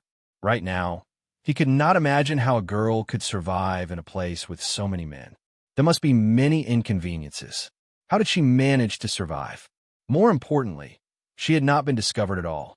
It was one thing if others were confused, but how could the usually calm, decisive, and observant Bosley not discover it? But thinking about it, Bosley had been away for 2.5 years. He had only interacted with Phone Ling for 3 to 4 months. Their usual contact was only during training. It was not strange. What's the situation over there? Phone Ling looked in the direction of the coastline and asked hoarsely, "There are so many terrorists there. Are you sure there won't be any problems? We don't have many people, and there's an ambush. You should worry about yourself first. If the people in the base are wiped out because of these terrorists, then the two of us probably won't be able to leave this island in the short term. Firstly, you're injured. Secondly, there's still a long distance from here to the coastline. No matter how good you are in the water, you might not have the strength to swim back." Xiao Fei sighed with a smile. "In that case, we can only wait here to starve to death. And your lungs need to be taken care of. Staying here for too long won't do you any good." Phone Ling looked over quietly, raised her hand to touch her chest and lungs, and did not speak again. "Don't worry. Usually, Boss and Han Jin don't have many missions at the same time. It's rare for Boss to lead the team in person. There won't be any problem. The elites of the entire 11 base are here. If something can go wrong, then we could just cancel our base and go back to playing house." Xiao Fei said as he watched her touch her chest. "What's wrong? Is it very painful?" Phone Ling shook her head. "I'm fine. I'll be fine in a while."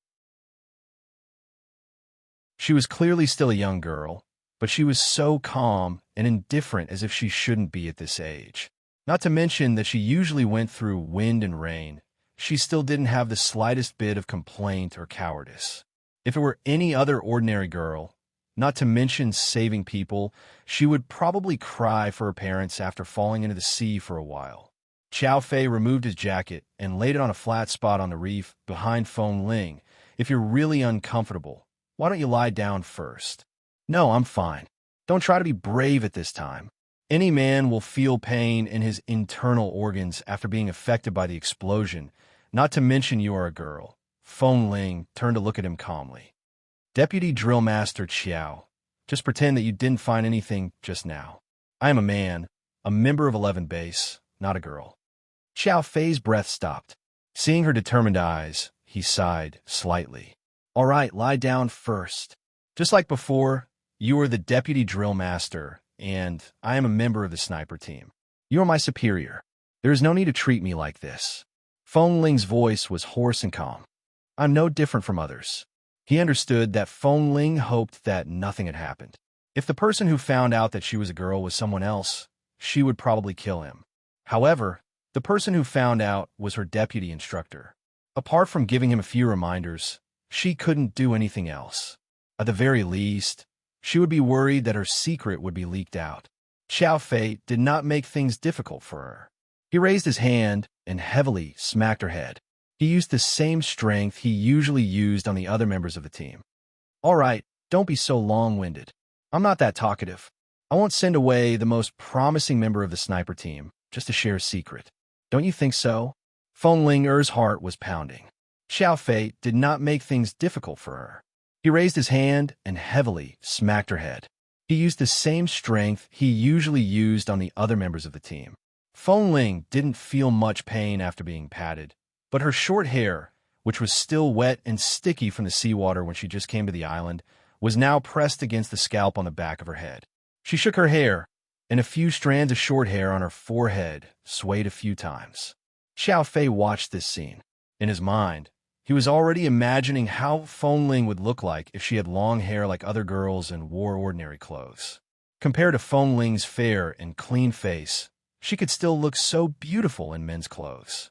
Once she turned back into a woman, he thought of how Feng Ling usually trained with Kay and the other big men in the base and rolled around together in the mud. Those stinky brats really got off too easy. All of a sudden, a huge explosion sounded from the abandoned warehouse where the terrorists were gathered. Feng Ling and Xiao Fei both turned to look in that direction. After the explosion, black smoke rose from the abandoned warehouse. The flames were even more terrifying than the ones on the cruise ship. The thick black smoke was slowly swallowed up by the sea. Amidst the black smoke, 3 helicopters slowly flew in this direction. Below them, 2 inflatable rafts were pulled by the sea. Even though they couldn't see clearly from afar, they could tell that 11 Base had sent people to search for them after finding out that they had gone missing. The location where Feng Ling and Xiao Fei were sitting on the reef was very obvious. The helicopters passed through the thick black smoke and instantly discovered the small island in front of them. They directly flew over. When the helicopters approached and were about to land, the large propellers stirred up the surrounding wind and steadily landed on the island. Everyone on the 3 helicopters disembarked. Feng Ling turned back to look at the helicopters behind her. When she saw that Li Nanheng was walking in this direction unscathed, her heart was filled with an indescribable feeling. Strangely, it was as though she had escaped from death herself. However, she didn't know what it was.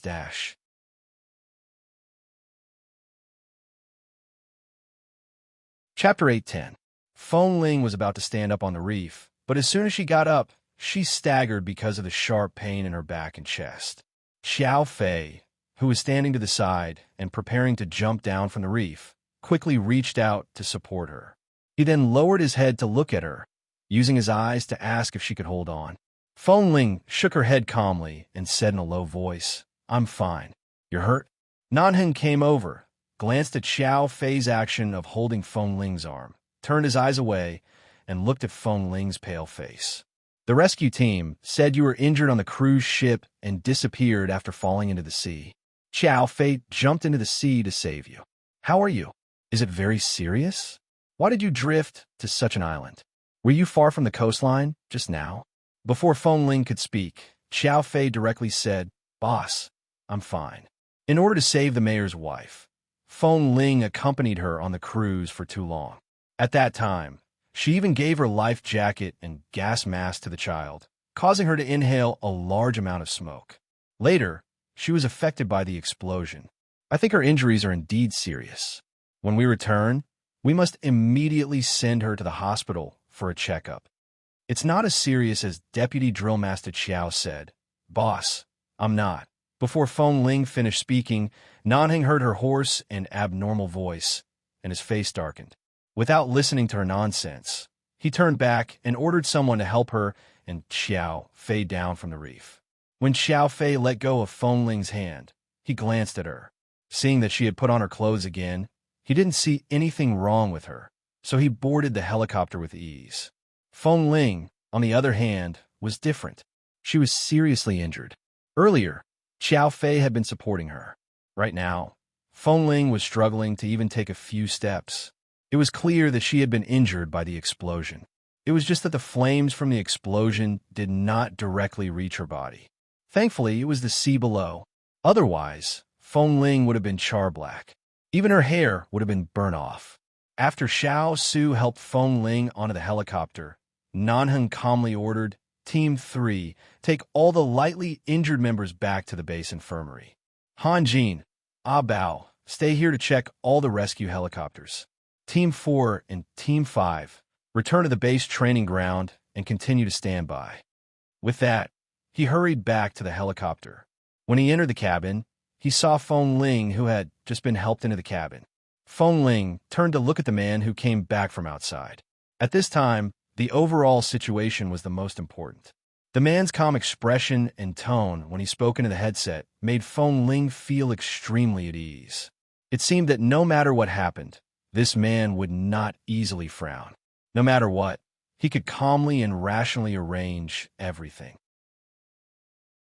He was responsible for everyone in the base and would never care about this. The helicopter took off again. Xiao Fei was in another plane. In this plane, there were only Xiao Su, Nan Heng, and Feng Ling in the cockpit. The sound of the propeller was too loud. Feng Ling found another headset at the back and put on. Li Nanheng's concise follow-up orders echoed in her ears. When she flew over the sea near the coastline, she saw thick smoke billowing below. The fire on the cruise ship had long been swallowed by the waves, leaving only some black smoke. However, above the abandoned warehouse that had just been blown up, the fire was still soaring into the sky. Li Nanheng was calm and collected, methodically giving orders. 10 helicopters, dozens of team members, all listened to his arrangements. After arranging all the follow-up matters, Nan Heng took off the headset on his head and tossed it aside. He went to the cockpit and gave a few words to Xiao Su. When he looked back, Feng Ling, who was sitting in the back of the fuselage, seemed to have not recovered from the end of the mission. He walked over to her. When he came to her side, he lowered his eyes to look at her still pale face. Fly directly to the Los Angeles hospital. There's a spare helipad there. The helicopter can be parked there.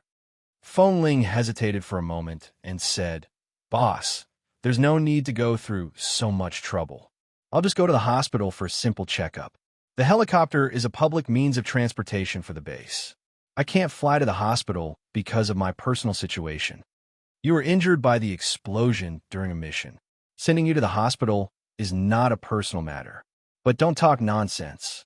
Where does it hurt? I don't know if it's an internal injury, as others have said, but it should be because my internal organs seem to have been shaken. It hurts so much right now." Feng Ling looked at his serious and calm eyes and instinctively answered truthfully. "The oil tank on the cruise exploded. You're lucky you didn't die on the spot. Go to the hospital for a checkup first. If it's serious, you can be hospitalized for surgery. You can return to the base after you've completely recovered." Feng Ling didn't speak anymore. She wasn't sure if her injuries were serious or not. There was no blood on the surface, but her body was indeed in pain. She could only wait for the hospital to find out the truth before deciding anything else. Although Feng Ling didn't speak, her expression was somewhat solemn. Nan Heng glanced at the other helicopters, walked up to her with his long legs, and sat by her side. He asked mildly, "How do you feel about your first mission like this?" "My heart is very excited." Feng Ling's answer was very official. Her voice was hoarse, but her tone was calm. Nan Heng sneered. "With your abilities, I can easily hand the mission of fighting the terrorists to you. Don't think that I'm denying your abilities by sending you to the cruise. Both sides need people with their own strengths. You and Xiao Fei are good swimmers. If it was anyone else on the cruise, they might not be able to do better than you. Besides, this kind of mission that others think is easy is actually the most difficult. Now that the mission has been successfully completed, I believe you understand what I'm saying. It was indeed very difficult. When facing the terrorists, she only needed to think of a way to protect her own life and then think of a way to kill the other party. But on the cruise, she had to risk her own life every time to protect others, especially that 3-year-old child who was already scared stiff. Feng Ling coughed, but she turned her back to Nan Heng and coughed a few more times. After she felt more comfortable, she turned to look at the man by her side. At that time, Mayor Ted's wife refused to jump down no matter what. There was a delay of about 3 to 4 minutes. Otherwise, we could have safely avoided the explosion.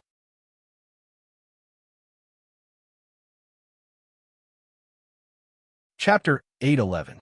The man's voice was filled with patience and gentleness that Feng Ling had never heard before. Feng Ling thought that she had heard wrongly, but he suddenly stuffed 2 folded jackets in her back, allowing her to lean more comfortably. The man's movements were also natural, as though this was a normal thing. Feng Ling was startled and looked at him. Li Nanheng glanced at her calmly. "What are you looking at? The base has always treated the wounded on missions so humanely. You're already injured. I can't mistreat you anymore." Feng Ling, "Boss, would it kill you to say something nice? Or would you die if I told you to do more heartwarming things?" The helicopter arrived at the largest hospital in the center of Los Angeles.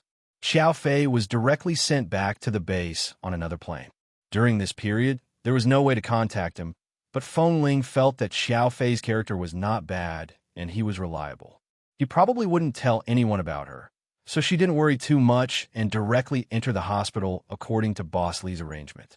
However, Feng Ling had never been seriously injured before, so the examination this time was very comprehensive, which meant that her gender couldn't be hidden in the medical field. While Nanhung was outside on the phone with the people in the base hall, she sat in the consulting room and told the doctor about her situation, including that she was actually a woman, but in order to find a suitable place for her to survive, she had to disguise herself as a man. Except for lying to others about her gender, she did not do anything outrageous. She told the doctor that she had been an orphan since she was a child, and that she had finally found a home to return to.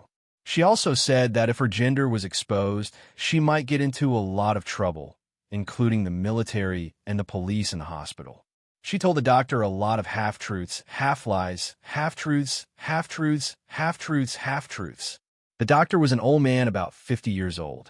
He was an American, but Feng Ling grew up in the United States, so she was fluent in both Chinese and English and expressed herself very clearly. The doctor pushed the glasses on the bridge of his nose, asked her a few more questions, and then agreed that if her superior didn't specifically ask about her gender, he wouldn't casually expose this kind of thing, nor would he mention it. But if her superior specifically asked about her gender, he wouldn't lie and could only answer truthfully. To receive such a reply was already a very good result for Feng Ling. After all, she was not related to the doctor, and it was her first time meeting him. The doctor did not even know her background. The only thing she could do was not to stir up trouble, but at the same time, she could not deliberately lie. That would depend on her own luck. Feng Ling's lungs were indeed affected by the smoke, but it wasn't as serious as she had imagined. She didn't need to undergo surgery, but she still had to be hospitalized. She would have to rest in the hospital for at least a week. Hearing that there would be no surgery, Feng Ling's mood instantly relaxed.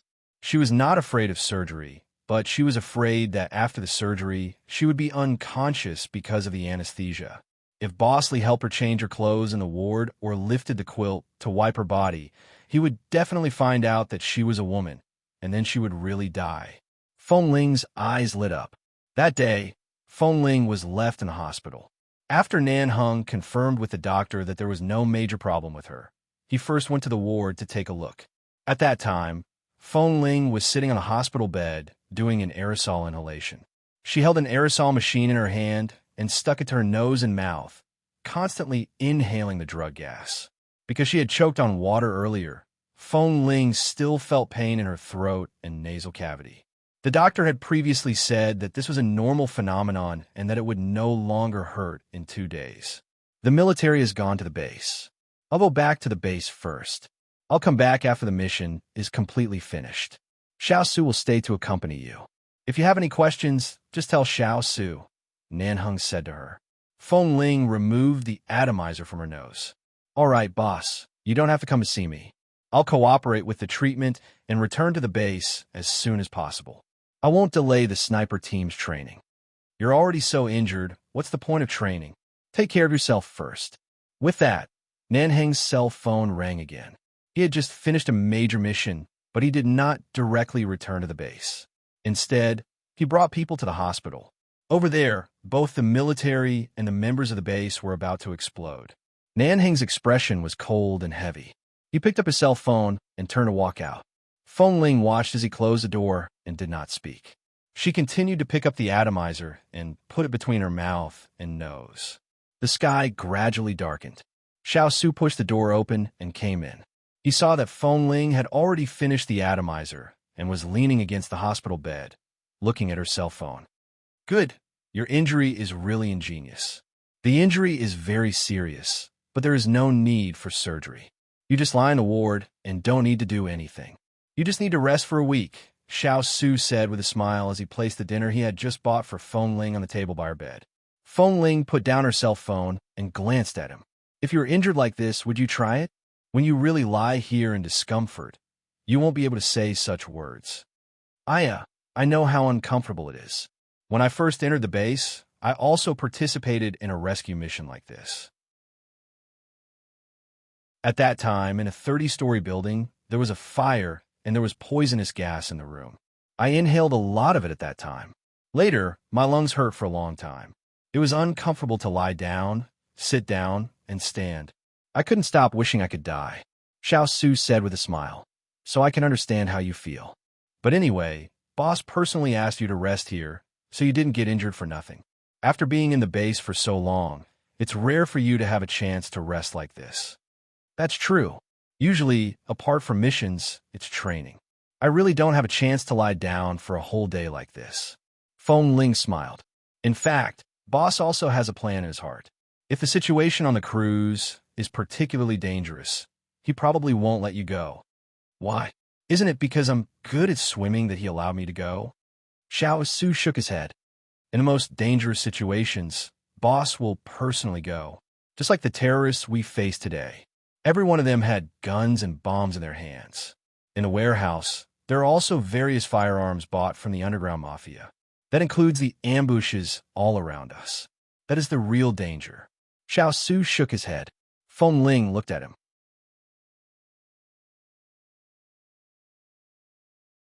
Chapter 8:12. Do you often go on missions with boss? Feng Ling asked. Xiao Su thought for a moment. More or less. I've been by boss's side for many years. Back then, I was in my teens just like you. I've been in the base for so many years. It won't be long before I leave the base to work at the American police station. To be honest, I'm quite reluctant to leave. After all, this place is no different from home to me. In a situation like today, facing the terrorists, in addition to the explosion of the warehouse below, in such a dangerous situation, if boss told you to jump out of the plane to rescue them, would you jump? I would. He did not hesitate. Even if I would be buried in a sea of fire, blown to death, or even crippled for life, would I still jump? I still have to jump. Feng Ling's expression softened. That's why saving Mayor Ted's wife and child on the cruise was a mission I had to do.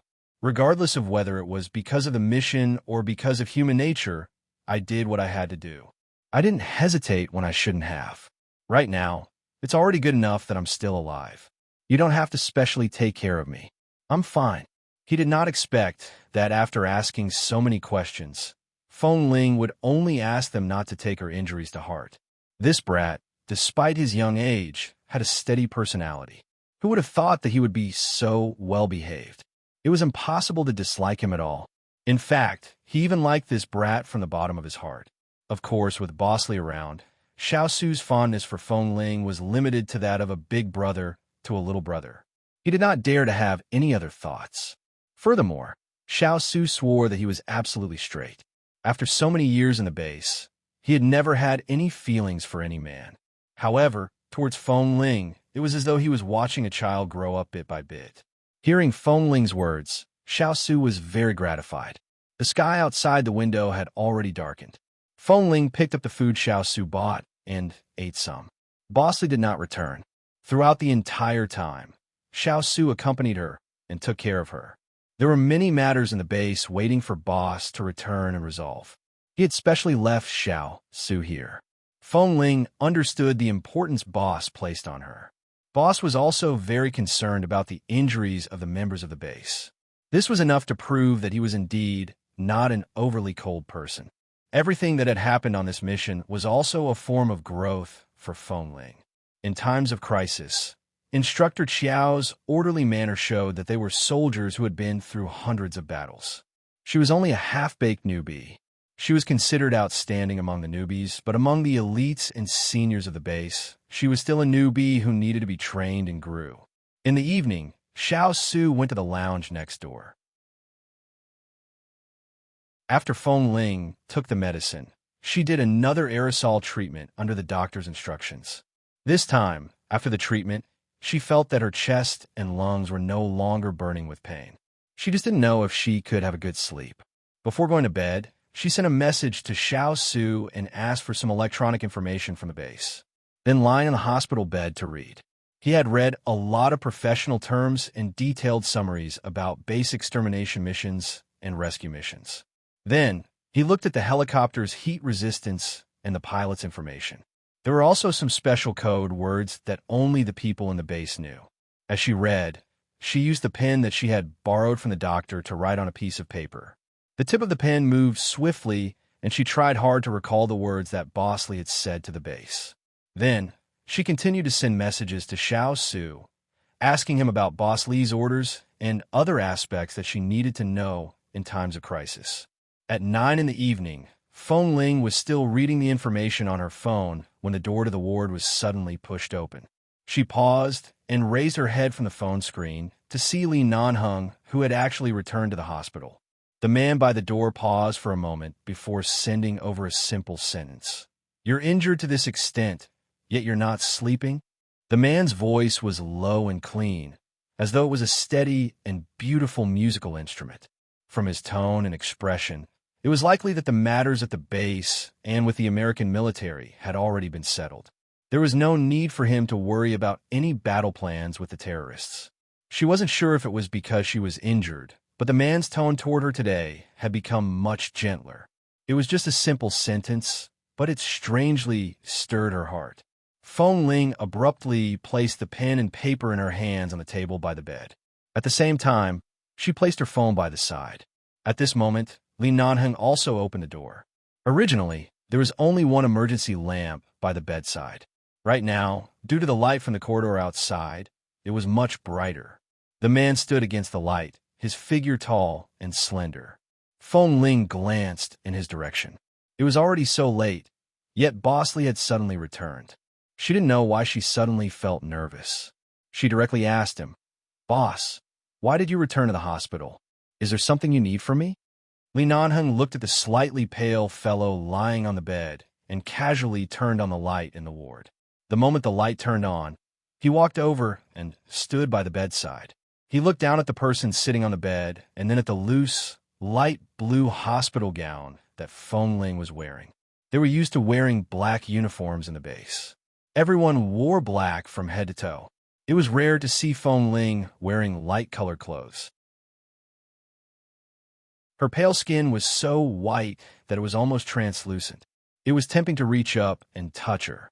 He looked at her calmly and said in an indiscernible tone, "The base is fine. You're injured. I can't just leave you here." Feng Ling paused. "But it's already very late. If you rush back to the base, you'll have to drive for a long time. Won't it be troublesome?" Nanheng took off the jacket of his uniform and casually threw it on the simple sofa by the window of the ward. Wearing only a black t-shirt, he said lightly, "I'll stay here tonight. I'll go back tomorrow morning." Feng Ling, "Stay here? Boss, you want to stay in the hospital? Stay in my ward?" "What? No." Li Nanheng walked to the simple bathroom in the other direction of the ward without looking back and replied stiffly, "If any member of the base is injured, I will come to take a look. As you said, it's too late now.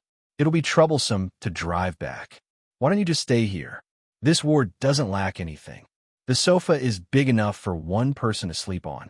Is there a problem with me staying here?" When he passed by the end of the bed, he glanced at the pen and paper she had just placed on the table by the bed.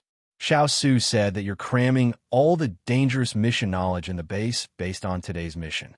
You only learn to cram when you're injured. You're really promising. Dash."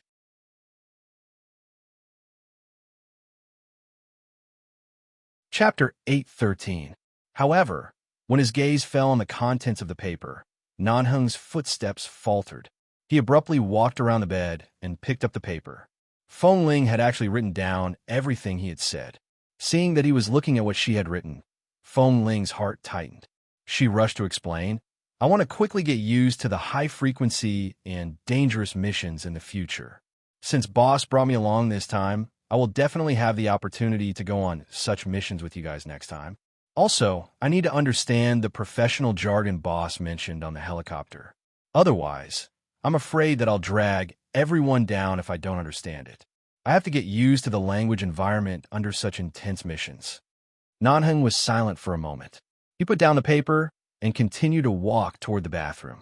It wasn't until she heard the sound of the man showering that Feng Ling realized that Boss was still wearing the clothes he had worn during the day.